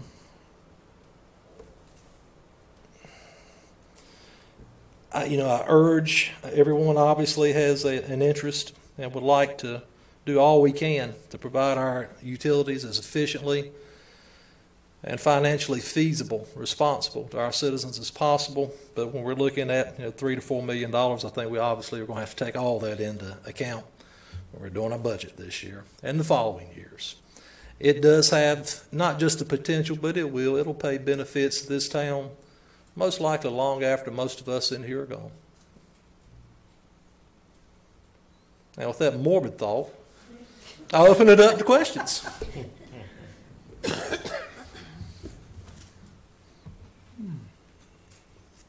All right. Thank you. Thank you for your attention tonight. Look forward to working with you on these projects. Two others that we'll probably touch base on a later point will be our LED street lighting project and our stoplight projects that DOT's contacted us about today. So, thank you for your time. Thank you. Thank you, Robert. Okay, the next item is the Fork Swamp Greenway project. Good evening, Mayor and members of the council. Just a few updates on the items that you see listed on the agenda. Fork Swamp Canal Greenway project, just as a reminder, there was a few prongs within that project. I'll reference two of them specifically right now. One, the Fork Swamp Canal Greenway itself. The surveying of the proposed corridor is nearing completion. That should be done in the next week or two. public input meeting specifically for the proposed Fork Swamp Canal Greenway and the related plan is January 31st in this room from 6 to 8 p.m. Information about that will start going out this week. Evan, if I could stop you, we anticipate that meeting to be heavily attended by residents. We would encourage most of you to be there if you could. Excuse me, I'm joking. We would enjoy seeing everybody's lovely face at the meeting. When is it? Oh gosh, January 31st in here from 6 to 8 p.m. Excuse me. Yes, that's 28th, 29th, and 31st, 3 nights out of 4. Yep. There's a lot happening. Figure go ahead and knock it out in 1 week. That's right. Greenway Master Plan, which is another prong of this planning effort. That plan, we have received the draft. We are now in the, actually we've just completed a review of the second draft, submitted that with comments to the consultant, and we are waiting on the response from that. I do expect that this, unless we notice anything minor upon the final review, that this will probably be the last iteration before that comes to council for presentation and adoption. Does anybody have any questions on any of those items? All right, Hillcrest Park basketball courts. We talked about weather delays and some of the weather requirements, or we'll call it, for some of the surfacing related to that project. Unfortunately, a lot of that weather window is passed. It's colder, it's wetter. Of course, it's been cold and wet and kind of got here, I think, before contract is expected. The courts are back open at this time. They have installed the backboards, rims, and have gone back in and opened the courts so that they can be used on days that will allow, or that days people want to take advantage of them. Basically, what they've done is given us information and provided us with the documentation that they will go back in once it's done and repair any damages that were related to result of opening the court at this time, and then putting in an additional coat of surfacing in and above, or well and above, the repair of cracks, dents, anything like that that were to occur, and then they'll finish the project. It should only take 2 days to finish, but they're going to wait until consistently better weather comes, probably March or so, before they get to that. But the courts are open. Anybody can go out there and use them. The only thing that's left to be finished is, I think, 3 coats of colorizer and then the striping of the lines. They haven't finished the playground yet, have they? I'm sorry, what's that? No, ma'am. Nope, that's one of my items as well. But since you mentioned, no, so the playground is coming along well. They've really started to, they've got, as soon as they got the drains installed at the playground, they were able to make a lot better headway. The drains are in, the concrete pad is in, and they have actually started to install some of the equipment in there as well. So the concrete pad goes under the whole playground? The concrete pad will go under the vast majority, but not all of the playground. Because I was thinking about, because playgrounds, little kids, I know that they put the other stuff on top. Yeah, so there will be, in the use zones, there will be about 3.5 inches of pour-in-place rubber. Outside of use zones, there will be, I think it's a minimum of 2 inches of pour-in-place rubber. And that's, when I say the inches doesn't necessarily give you the impact attenuation requirements, but, it will be more than sufficient to cover any impact attenuation. I saw that big arm out there one day, and I went over there looking because I was a little concerned that concrete was going where I consider toddlers and babies are, but I didn't know what. I've never seen it constructed, so I didn't know what was under there anyway. Yes, ma'am. Yeah, it would be a bad day if we had concrete right under that. Yeah, I was wondering. It is fascinating to watch. Yeah, though.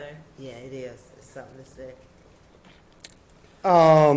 So that's the playground, which, like I said, I was going to mention as well. Multi-purpose building site plan.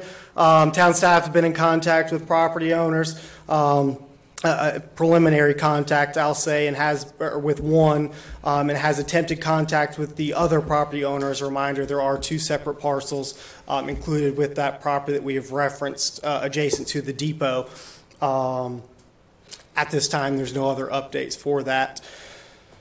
I will say along those same lines, the staff is also looking into the other areas that council identified. Yes, thank you. And Other than that, baseball registration is currently going on for 7 through 12-year-olds. That registration goes through January 23rd. Daddy-daughter dance, that registration is open right now as well. That goes through January 22nd, and the the date of the daddy-daughter dance itself is February 15th. That is at the Cotton Barn off Lori Ellis Road. Thank you. I got one thing. The water tower park sign. When are we gonna get to that? It's been straightened. If you recall, we actually had included funds in this fiscal year budget to replace the signs at Water Tower and Hillcrest. We've started to work with some designs on that. Those probably will be, we'll bring those to the rec board to review first. That will probably be there not this month, but next month, and then we'll bring it to you. Well, in the meantime, I mean, the whole back side of that sign is mildewed up. We can at least clean it. Yep. Matter of fact, I spoke with Josh about that on Monday. I don't know if it was straight, but it looks lopsided. Yeah, when I went by there today. It is. I mean, the least we can do, and if we're going to get a new sign, is clean it and straighten it. We'll try to straighten it more so, and then staff will take a look at Staff or Parks Maintenance, went up there and tried to reinforce it to the best of the means available without resetting it entirely. I think the problem is that the support in the ground is actually broken. And we also finished football in December. We did. We finished football in December. December 3rd, I believe. Yeah, the bowl subdivision. Yep. Yeah. Hopefully we don't run into that next year. Thank you. Thank you, Evan. Okay, next one is So out of all of these, I only get to do one. I was used to doing all of them, and I'm fine with that. This is on the our market area, our town common plan, as we're calling it. The consultant actually delivered a sketch, draft, whatever, at the end of last week. I'll be going over that with the town manager, and then we'll be coming to present that to council to just show you what we have come up with and the good illustration that our consultant has come up with the help of their staff and landscape architect in there. Because I only have one item, I did want to touch on the presentation that was done from Rivers and Associates. I know the room wasn't full of engineers because nobody was on the edge of their seats during that presentation there, except for Terry and maybe Travis on that one. But those plans, I know we got a lot of plans, let's do something. But those documents take a lot of effort. As Blaine said, they're working documents. We'll touch on them at least once a year to update them, showing the improvements that we've done and what types of changes we could maybe make. And with that hydraulic model, that brings us into the 21st century to where we're able to actually see what happens if we do this here and do that there. Like Travis said, it benefits the fire department too. They can see what's going on and how these potential subdivisions impact. Looking at the list of things, it felt like my attic. You don't know how much junk you got in there until you really start going through everything. And for a little, as folks say, a little sleepy town, we got enough water lines to run to Raleigh, right, if you put them together, 80 miles worth of lines in there. But that CIP, that list of projects and everything in there really gives us, since y'all were talking about budget, an idea of how our fiscal and fiduciary responsibility and being able to be in place, have things in line when we need to act. And those documents, that document, the sewer document, all of those capital improvement plans, they're great tools. We're happy to have them. We look forward to working and using them with y'all in the upcoming months. So I'll just leave on that note, unless anybody has a question. Thank y'all. Thank you, Ben. Speaking of plans, I want to reiterate what Robert said regarding the Old Tar widening project. He made a very relevant comment when he said it's going to impact this town probably for decades to come. Probably one of the most impactful things we've got going on in the future of this town. That, along with the Southwest Bypass, the development that's going on. We've got a tremendous opportunity to cast our vision right now, and that's exactly what the comprehensive land use plan is going to do. But we can't do that alone. So we formed steering committees. We've already had one of those meetings. We had a really productive meeting. Went through some strategic planning sessions with them, where we went through some strengths, weaknesses, opportunities, threats to the town. Hopefully going to get some good feedback from the consultant on that at our next committee meeting, which will be January 29th. So after that, we'll move into our design charrettes, where we'll actually have public meetings all day long, where we'll have some citizens come in, give us their ideas, and we'll take that feedback and take it to the drawing board, actually come up with some designs, and actually have the public come back in and see if it's what they actually envisioned when they were kind of hashing out what they want to see. So we got that coming up. We got the stakeholder meetings coming up. We're going to get the development community in, the schools, just special organizations in town, nonprofits. We're trying to get a wide swath so we get everybody's input. We can't drive this bus alone. I'm willing to drive it, and we need everybody to come along and kind of point us in the right direction so we get everybody's input in. So, but that's where we're at right now. We've got a lot going on with it. Still in the childhood phase, but hopefully in the next couple of months we'll start having some things to show you guys, some graphics, some actual documentation. So, any questions on the Winterville Comprehensive Land Use Plan? No, Ron, I have a question. I was reading in the paper today, but I was trying to pull it up over here, but I couldn't pull it up. Something about, I think the city of Greenville will have a zoning request that may be stretching out towards us or something. Did you see that in the paper? The zoning request on Charles, out by Charles, the joiner. No, it was on fire. It was. Bell's Fork.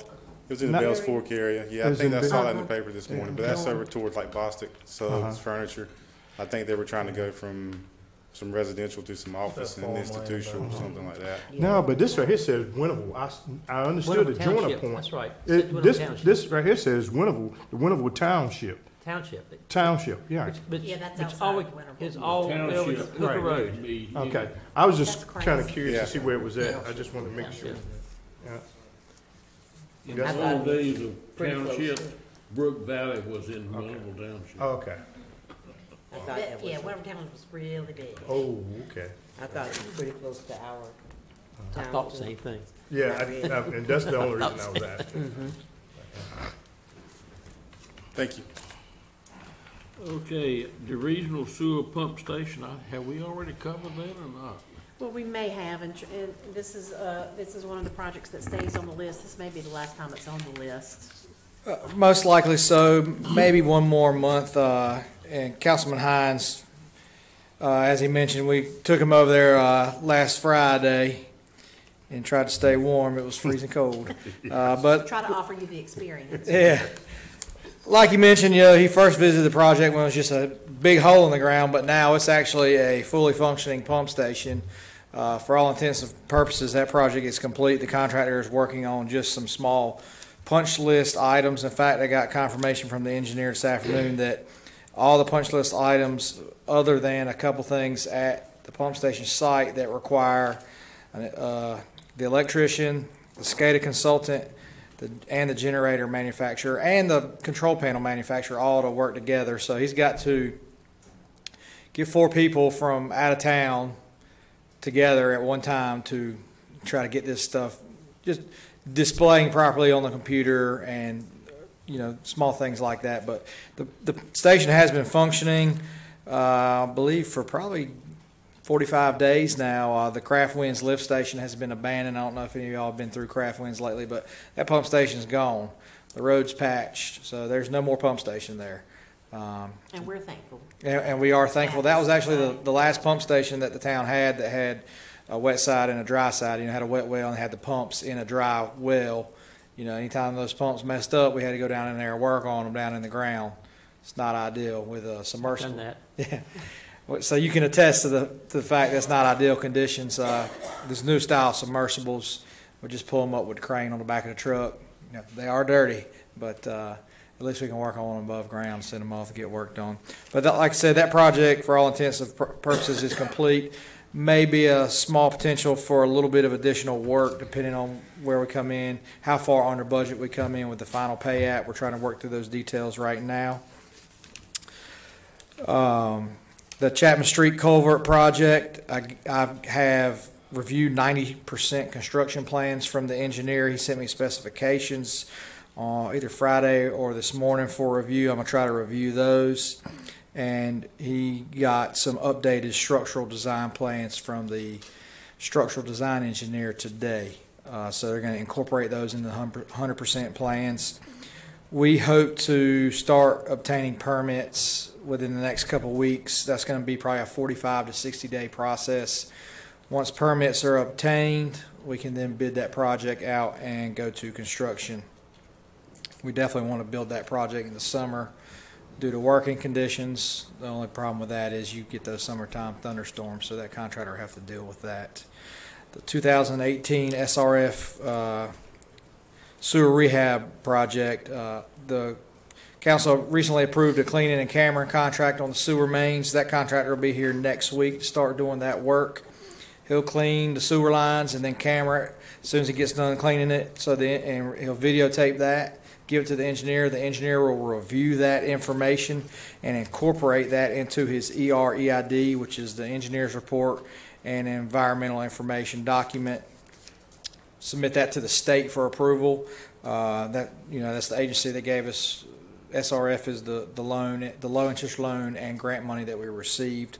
Once they approve the EID, they will then turn us loose to have the engineer complete construction plans and specifications so that project can get underway. The cleaning camera should take 2 weeks or less. And there's minimal impact. That they'll just be parked in the street while they're doing that work. No actual digging or anything like that. Church Street Pump Station Rehab Project. There's two aspects to this I'll touch on. As y'all are well aware, we got some FEMA and Golden Leaf grant money to raise the wet well, replace the control panel, and install a generator down there. That work is complete. Same thing as other lift station. They're just working on punch list items. Most of those have been completed, but it looks really good down there. We're getting that thing dialed in, and I hope that thing lasts 24 more years, and then we don't have to mess with it anymore. But it's been a tough project. It's a really big lift station. There's a lot of flow down there, and it's been a tough project, but we've made it through. I think we've finally gotten most of the bugs worked out. These are new drives. They're called VFDs, variable frequency drives. It's something new for me and the guys on staff here. We're not used to maintaining those. Most of our other pump stations don't have that. So we actually have that at both the new lift stations. It's the new Rage. It's supposed to be more cost efficient and better for the pumps. And we do have some of those currently in CMSD's Correct. pump stations that service Winterville. Chuck has some of those, yes ma'am. And we have them, the only place that we do have them is Magnolia Ridge. But knock on wood, since I've been here, we have not had to ever go out there and work on them. So hopefully these do this just as good. Yes, that would be great. Another part of that pump station rehab project is the force main replacement. Staff did some in-house replacement last summer. The casing beneath the railroad tracks in Mill Street, we were unable to replace that because the old pipe was stuck in that casing. It's undersized anyway, so what we're going to do is go ahead and rebore all that with a new 24-inch casing and 12-inch force main. That job is currently out for bids. We're going to open bids on February 5th for that job and hope to move forward again during the summer, driest part of the year, and work on that project.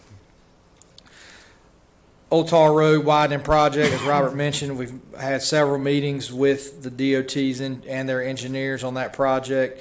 As far as the water and sewer utility relocates, I met with those guys last Monday for about 3 hours in the afternoon. Looks like most all of our utilities along Old Tar will have to be relocated. We don't have a tremendous amount of gravity sewer. The only gravity sewer that will have to be moved completely will be from Old Tar Road, from Worthington Road or Cooper Street up to Main Street. There's a section of gravity there that runs that entire length. And then there's a small section by Councilman Moore's old house in Canterbury that will have to be relocated from there towards Devonshire.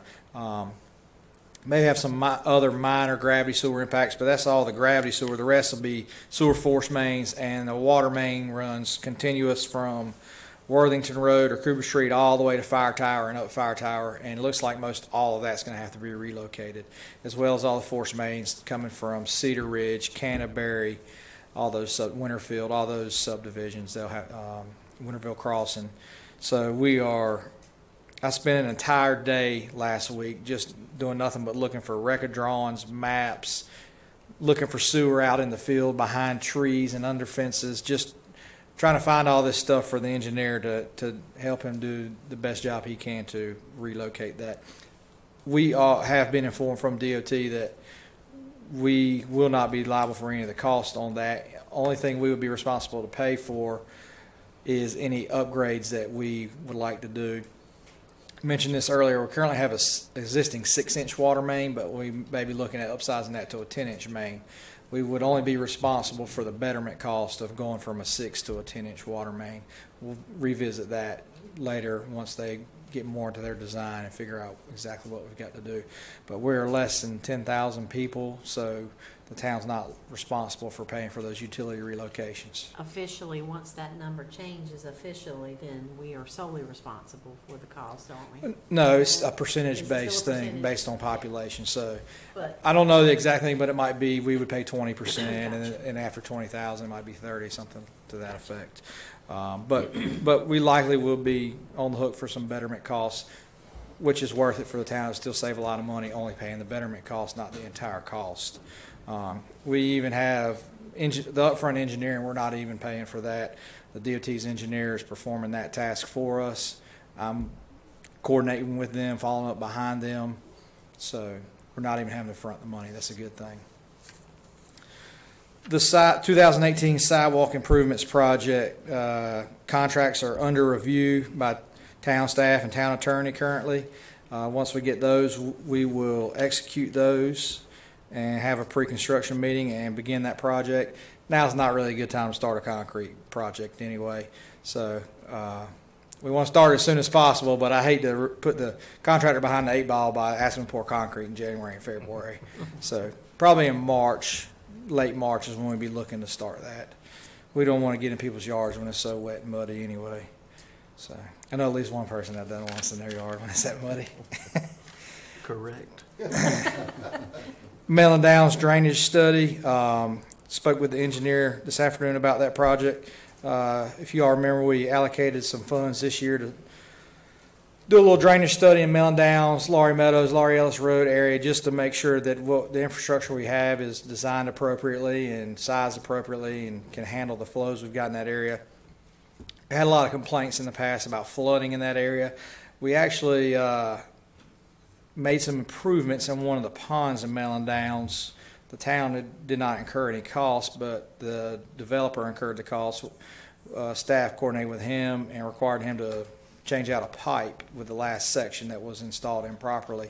And just my sister lives in Mellon Downs, and I know some other high school friends that live in there, and they always call me when it flooded, and they seem to think that, especially since we went through last hurricane season, just changing out that one pipe made a significant difference over there.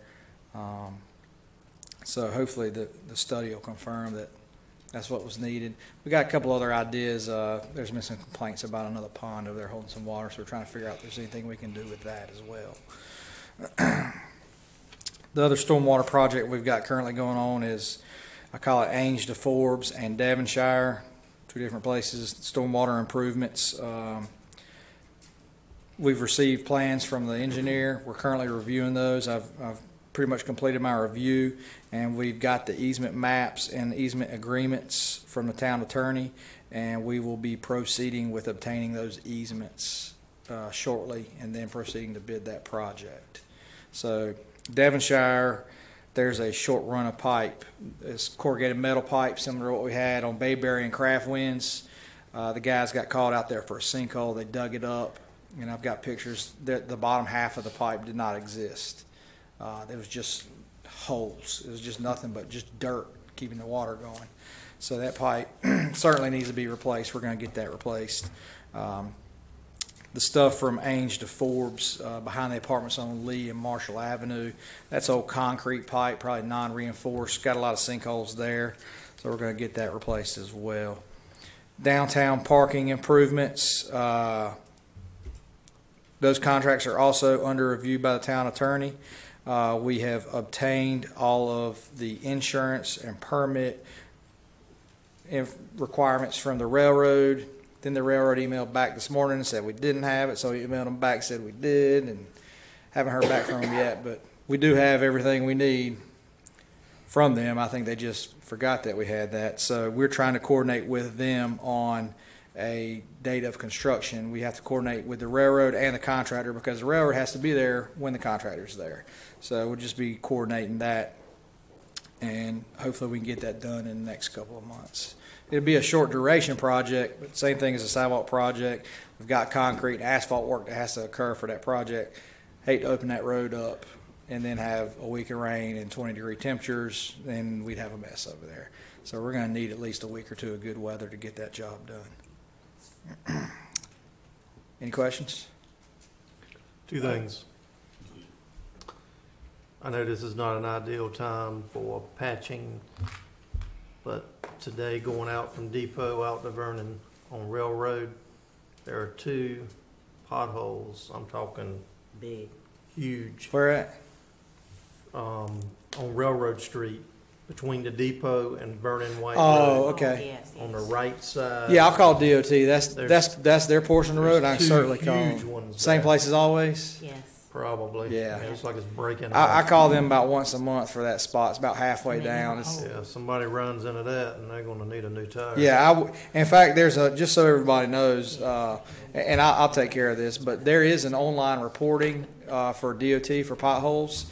If you just Google NCDOT pothole report, there's a form. You just put in the address, where it's at, and your email address, and they'll be out there the next day most of the time. Yeah, how about the one at the post office? The one at the post office. Post office. I did not ride by there, but I'll Leave I'll the put post it- office. Yeah. That So- behold. Second thing, on Ames Street, there's a residence over on the left. I don't know who lives there. There's a pipe that's been installed there from the house to the ditch. It's probably a 4-inch pipe. I saw it's- What is that? I think it's just a roof drain. It's like their gutter maybe goes to it, or maybe Well, some I mean, people. We can- need to, we need to check I that. mean, Yeah. it needs to look a little better. I mean, there's that much pipe hanging out, flowing into the ditch. I mean, hanging over the ditch. You should always be suspicious of those kinds of things. I've noticed a lot of people tie their gutters into a pipe like that. The other thing I've seen, there's one in Cornerstone that runs all the time, but people with foundation drains or sump pumps in their crawl space. Right. There's one in Cornerstone that runs all the time. I mean, I guess if they cut it off properly, it would look better, but it is an eyesore from the road. I will take a look at that. Mayor? Not that I've been asked, but what happens to that property in Craft Winds where that lift station was sitting and it's no longer there? I haven't thought about that. I would just assume we let it revert back to the previous owner. I don't see any reason we would hold on to it. Is it ours? It sits right in the corner of the right lot. Well, there's, I know some of those properties were actually deeded to us or was included Right. on a map. We need to see whether or not we've accepted ownership from it. If we haven't, it would just revert back to who continues to own it. Like I Otherwise, we said, would I need to have deed it not been away. asked, but it thought just occurred to me that lift station was sitting there, but it was right in the corner of the right lot. A lot of times, that one I think is fully on the house on the corner. A lot of times they'll split a property line. But one thing to keep in mind, Keen, the dry well where the pumps were is still there. Okay. We took the top off, dug it down a couple feet, and filled it with Hole's still sand. there? Well, no, it's full of sand. Okay. So, you know. We need No, to take a no look at problem. it. I was, like I say, I was just the thought occurred to me, I wonder what would happen. I don't think it's any like extraordinarily valuable property or anything like that that we would be like, we need to hold on to Not that this. big anyhow. No, it's probably 25 by 20. Yeah. Yeah, it's.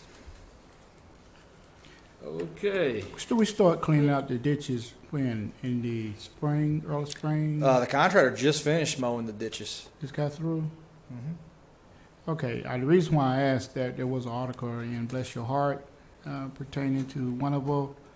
It was a concerned citizen that was pertaining, they had a problem with a ditch. Did anyone else see that? I saw it was 2 days in Bless Your Heart about the Winterville Cemetery. Yeah, one about the Winterville Cemetery, and then one about Southeast the ditches. Regional Drainage District, which we are taxed.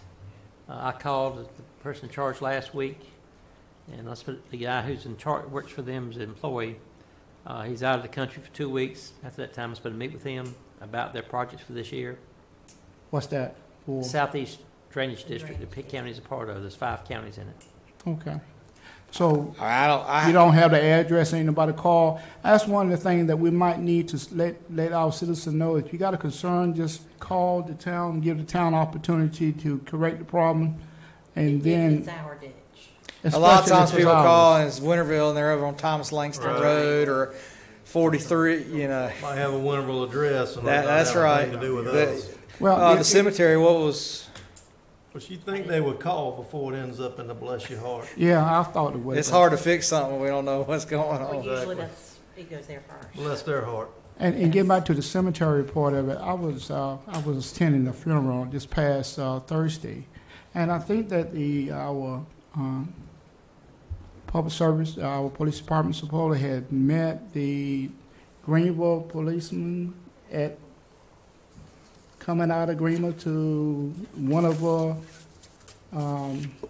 city limits to take over the procession.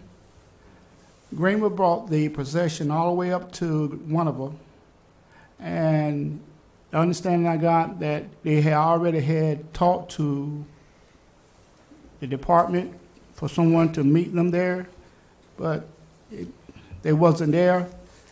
They had a mess from after Greenville release. Everybody started separating. I mean, because you had to stop at every stoplight. And man, when I got to the cemetery and they found out who I was, but they put something on me. I thought maybe they were going to bury me one time. Oh, my goodness. So, no, I'm sorry. Now, don't put that in the paper. What day was that? It's too late. Thursday. This was last Thursday. Last Thursday. But yes, they was concerned about that. Why the Winterville Police Department didn't take over at the city limits, and they were contacted. I'm sure Lieutenant Williams will be glad to check into that and let me know what he finds out. And I'll let you know. And also, one other thing with the cemetery, I thought that we have we got something in line that whenever there's a service going on at the cemetery, that we will not have traffic. That would not have We trash would- trucks. Trash. No trash trucks. Okay, but the regular citizens still can travel back in and out. I'll double check with the county, but let me make sure I'm not gonna misquote myself, so let me check into the specifics. Yes. If I remember correctly, it was decided that no trash trucks would go in there during a funeral. And they wouldn't compact the trash during that Right. time. That's all the noise came from. The trash trucks and not the individuals, but the trash trucks and the compactors. Still good. Okay. But Thank just, Ms. Moy, I've been to several funerals that were Greenville to Winterville, and the Greenville police actually did an excellent job. Excellent job. In running a relay or whatever you call it to get the family through and get them out of the way. But when we got to Winterville, we didn't have that. And it bothers me because a lot of people grade, we talk about town impressions of town. You got people in that procession that may be planning to move to Winterville or whatever. And it is a cultural thing, I admit, it is a cultural thing. but it doesn't look good for our town as far as respect. That's the cultural part of it for that family. When they go through Greenville, and Greenville can take someone from Mitchell's Funeral Home out to Homestead doing a relay through Greenville. And then we come to Winterville, and we have just a few lights, and we can't get through, the family can't get through very quickly. Well, So I would like to see that addressed too. And I will say, we are not always contacted. Having worked for Greenville for 31 years, it's the funeral home's responsibility to contact the different police departments. When you have a funeral, it's the funeral home's responsibility. If they don't call the funeral home, and I saw it happen on many a time, the funeral home would forget to call, or they'd forget to call certain departments. Yes, sir. And then the department got blamed for something that they didn't even know anything about. I don't know about this past. I don't know about Mr. Moyes. Well, I was getting ready to tell you that that's where I got the information from, the funeral director himself. They say that they notified Greenville, and Greenville was there because the funeral started in Greenville, right off of Plaza Drive. So what? Plaza Drive. Classic Drive, right. Plaza Drive, right on Evans Street. That is Right in correct. the heavy populated area. Yes. Rivers. And he said that he contacted Greenville, and then he contacted Winterville also. And before we even left, he said, I already have everything in place. They have been notified. Winterville will pick us up at the city limits once we get to the city limits of Winterville. And like Ms. Robinson said, that Greenville did an excellent job. Everybody stayed together, even though all the traffic that we have in Greenville at that time in the afternoon, they kept everybody together, and the family act like they were very pleased until they got here into Winterville. Yeah, that's a bell we can't unring, so it's unfortunate if it happened that way, but I'll look into it. And I appreciate I'll get it. an email response to the chief and Mr. Thank you. Yes, sir. So while I'm up here, the chief asked me to address last meeting. You guys asked about the stop sign at Railroad and Tyson. We put that on our directed patrols list, which means that every squad's required to observe that area while it's on the directed patrols list. During the time from the 10th of December until today, we took 20 enforcement actions, 19 of them being uniform citations, and one of them was a written warning. While not 100% to this scale, the majority of the violations occurred while school was taking in and letting out. So the majority of the offenders are not people that live there, they're people that are dropping their kids off. Running late. So. Don't respect those stops.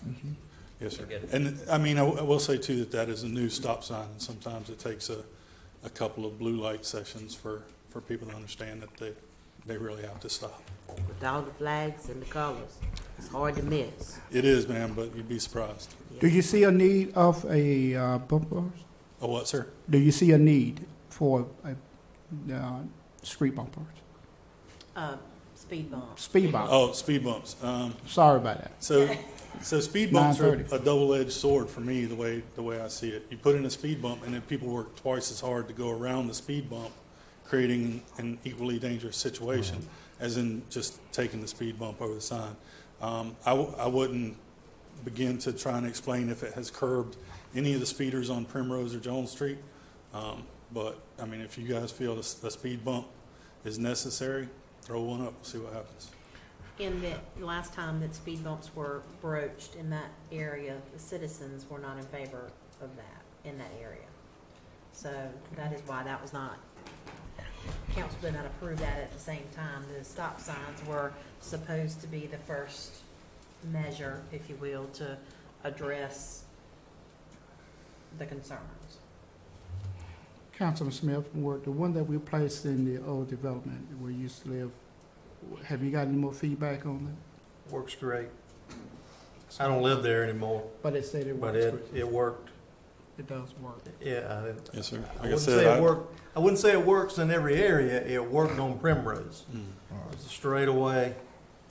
it slowed people down. It'll Again, slow I don't you live down. there anymore, but, I know a number of people on that street, and nobody has addressed any concerns. That particular neighborhood With had a me. very active neighborhood presence that had worked collectively with our actions to try to assist in making people aware if they were not obeying the speed limit. I was here at the town hall last Friday evening, and right here, at the stop sign right here, two of them come right through. Oh, that happens every One day, all like day they took long. me out, and I was just like, whoa. Every day. Yeah. In this whole area, every day, all day long, and they're driving way too fast. Yeah. I was just like, they didn't even slow down. No. Neither vehicle. I'm glad they didn't hit you. Yeah, I'm glad they didn't either. Well, while you're up there, can I get the chief to send you a report? I'd like to know how many speeding tickets we have written on Mill, Lori Ellis, and Cooper over the last 60 days. Whatever it is not enough. Mill, Laurie Ellis, and Cooper. Mill, Lori Ellis, and Cooper. I'd like to know how many speeding tickets we've written on those three roads. Couple. And passed a message that we need to write more. People can't slow down coming through Winterville, write them a ticket. Yes, sir. Because Speedway. it is ridiculous. And everybody around town is complaining about people speeding. So let's do something about it. Yes, sir. Let's sit out there and write them tickets until they figure out you can't come through Winterville speeding. Because years ago, you didn't come through Winterville and speeding. Everybody knew it. Everybody knew when you got to Winterville, you better slow your butt down because you were going to get a ticket. Now, we're back to everybody's rolling through. Well, they do a good job on the west side. I commend y'all on that Thanks, side. sir.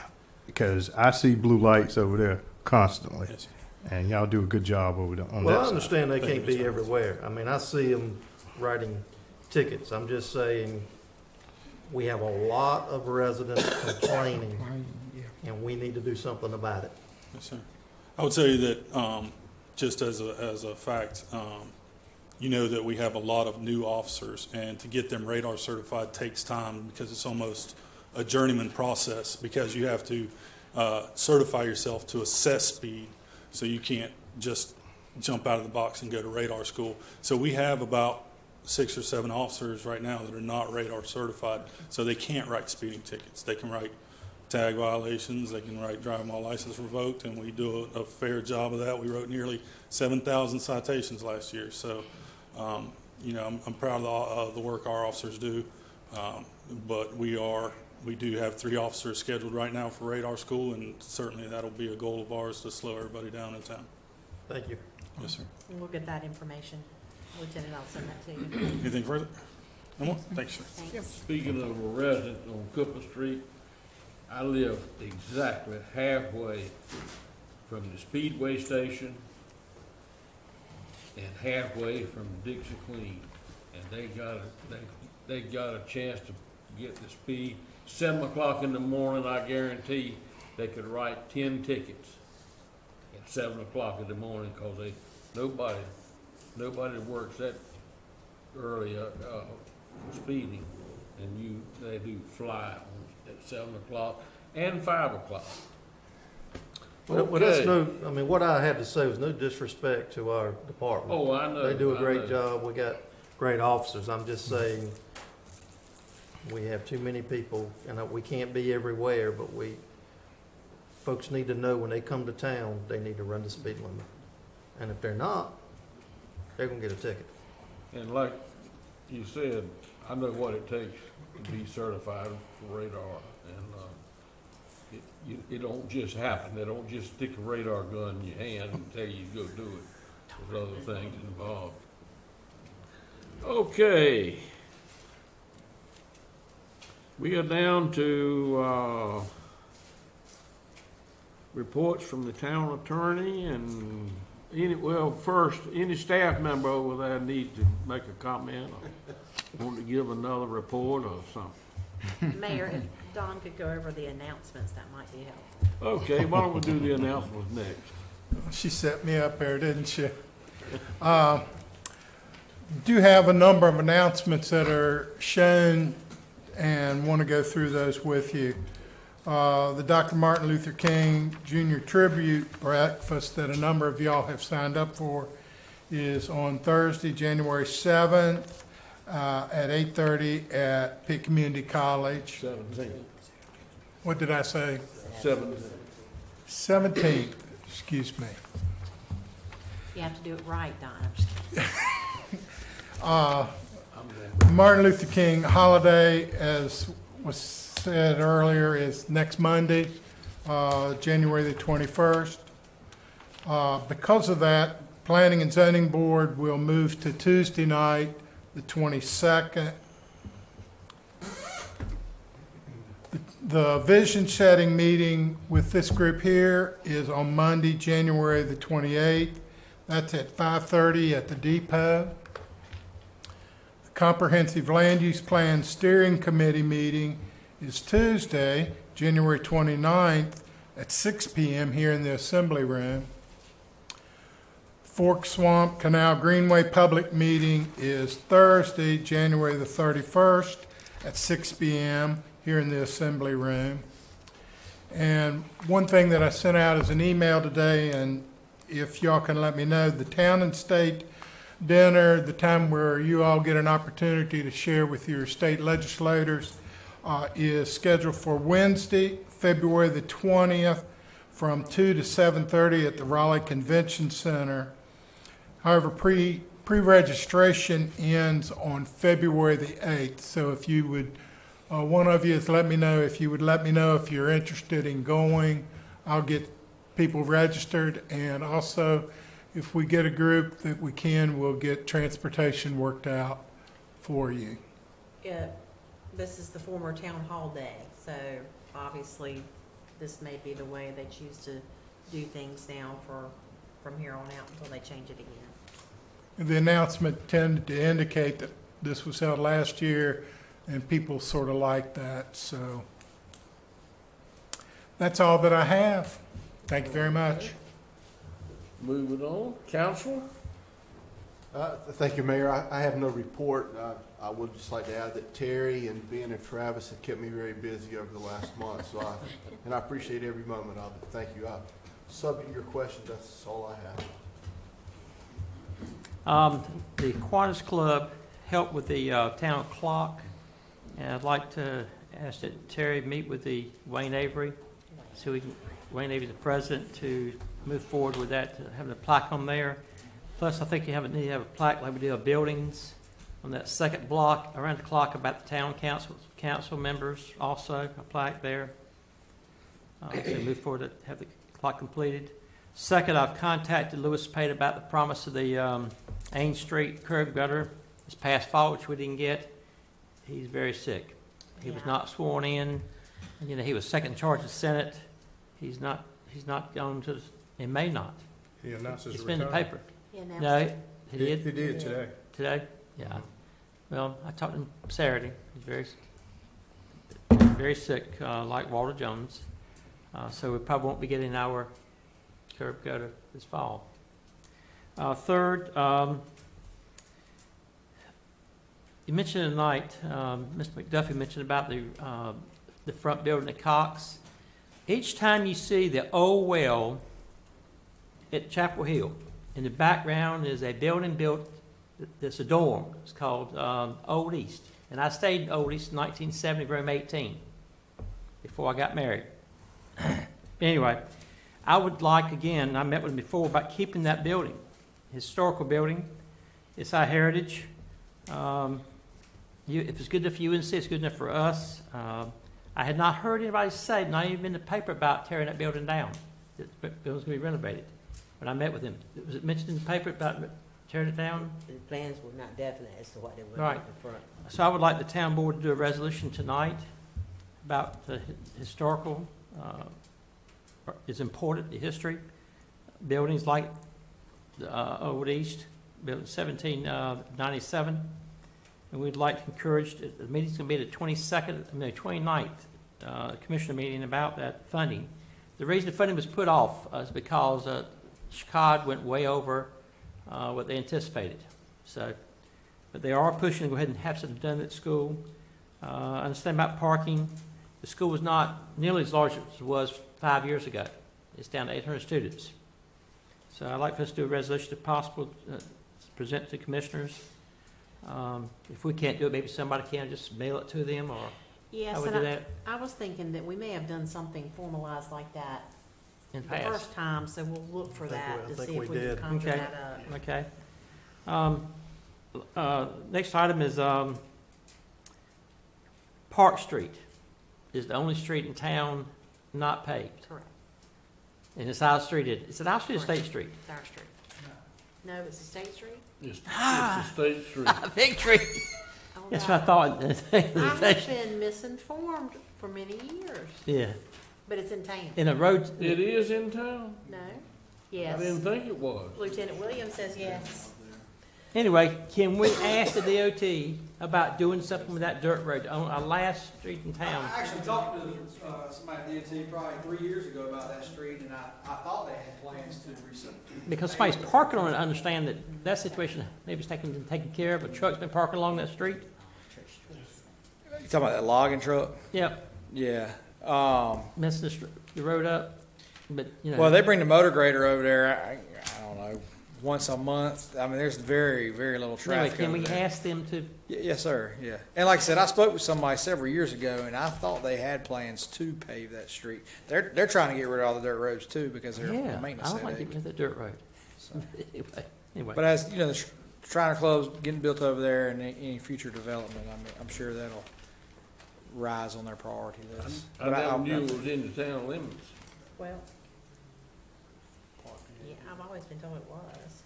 Well, I was in communication with the engineer, state engineer, about that road and about taking the truck being stopped on it, and traveling that road is very dangerous, muddy. Makes it's just bad for our town to have one last unpaved road. Anyway. Several of the members of the Shrine Club have spoken to me about it. Okay. And I was under the impression that it was not in the town limits. But I could be wrong. I'd like us to at We least. enforce it as if it is, and Chief Moore says it is too. It's always been my understanding that it was. But, Parcels on both sides of the road. Okay. All right. That's all I have. Thank you. Our Martin Luther King celebration will be Sunday at Next Generation Church at 6 p.m. It is a church, it's a service in honor of the celebration. And I also would like to report from the library board, our library stands in the third highest as far as circulation. The first is Shepherd and second is the East Branch. And I did get a chance to visit that about a month ago. They're having the book sale Wednesday, January 30th through Sunday, January 4th. They asked for volunteers for 3-hour shifts. I would love to see some of our board members volunteer for a 3-hour shift during the book sale at the convention center. And you can either work at checkout, which is very easy. You don't have to run a cash register. You just count up the books, how much they are, and charge the people. And also, they have some people just circulating, keeping books straight. So I would like for to see some of you there. What's the date? It's January 30th through Sunday, February the 4th. And the 4th is the bag day where you just get a bag, and I forgot whether it's $3 or $5, but you just fill up the bag. So this is done by Friends of Shepherd Library. And that's it. I don't have anything, Mayor.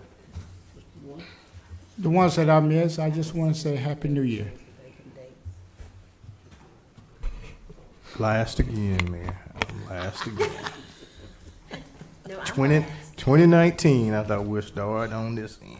But that's okay, Mayor. Old habits are hard to break. I know old habits are hard to break, but you're right. I don't have anything, Mayor. I just had to ask you.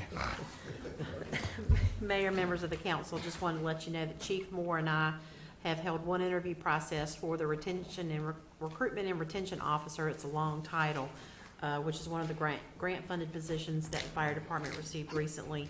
He has forwarded me a recommended a person to recommend for hire there, so we'll be making that conditional offer.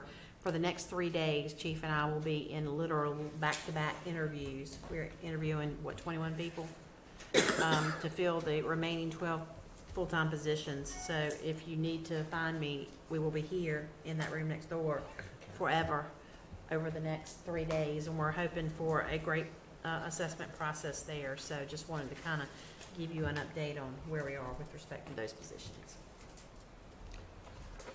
I had planned to read 2 letters tonight, and I think Ben got them and threw them away. He must have. I had letters from 2 different mayors thanking the town of Winterville for sending people to their community after the storm. And I was all prepared to read those letters tonight, and they have mysteriously disappeared from my mailbox. I don't know what happened to them. But anyhow, I cannot even remember what towns they were, but We think New Bern and LaGrange. I think maybe that might have been the 2. We're not sure though. We're still looking for the Okay. letters. Okay. With that being said, do I hear a motion we adjourn? So moved. All in favor, say aye. Aye. Opposed? Okay. Oh, what in the heck happened? I'll ask Amy tomorrow. Well, the only reason Look, I had opened them and read them, and I left them in my mailbox. I said, I'll get them tonight at the meeting. And that's where it's at. I don't like maybe the my idea of memory preferential just treatment. served me but wrong.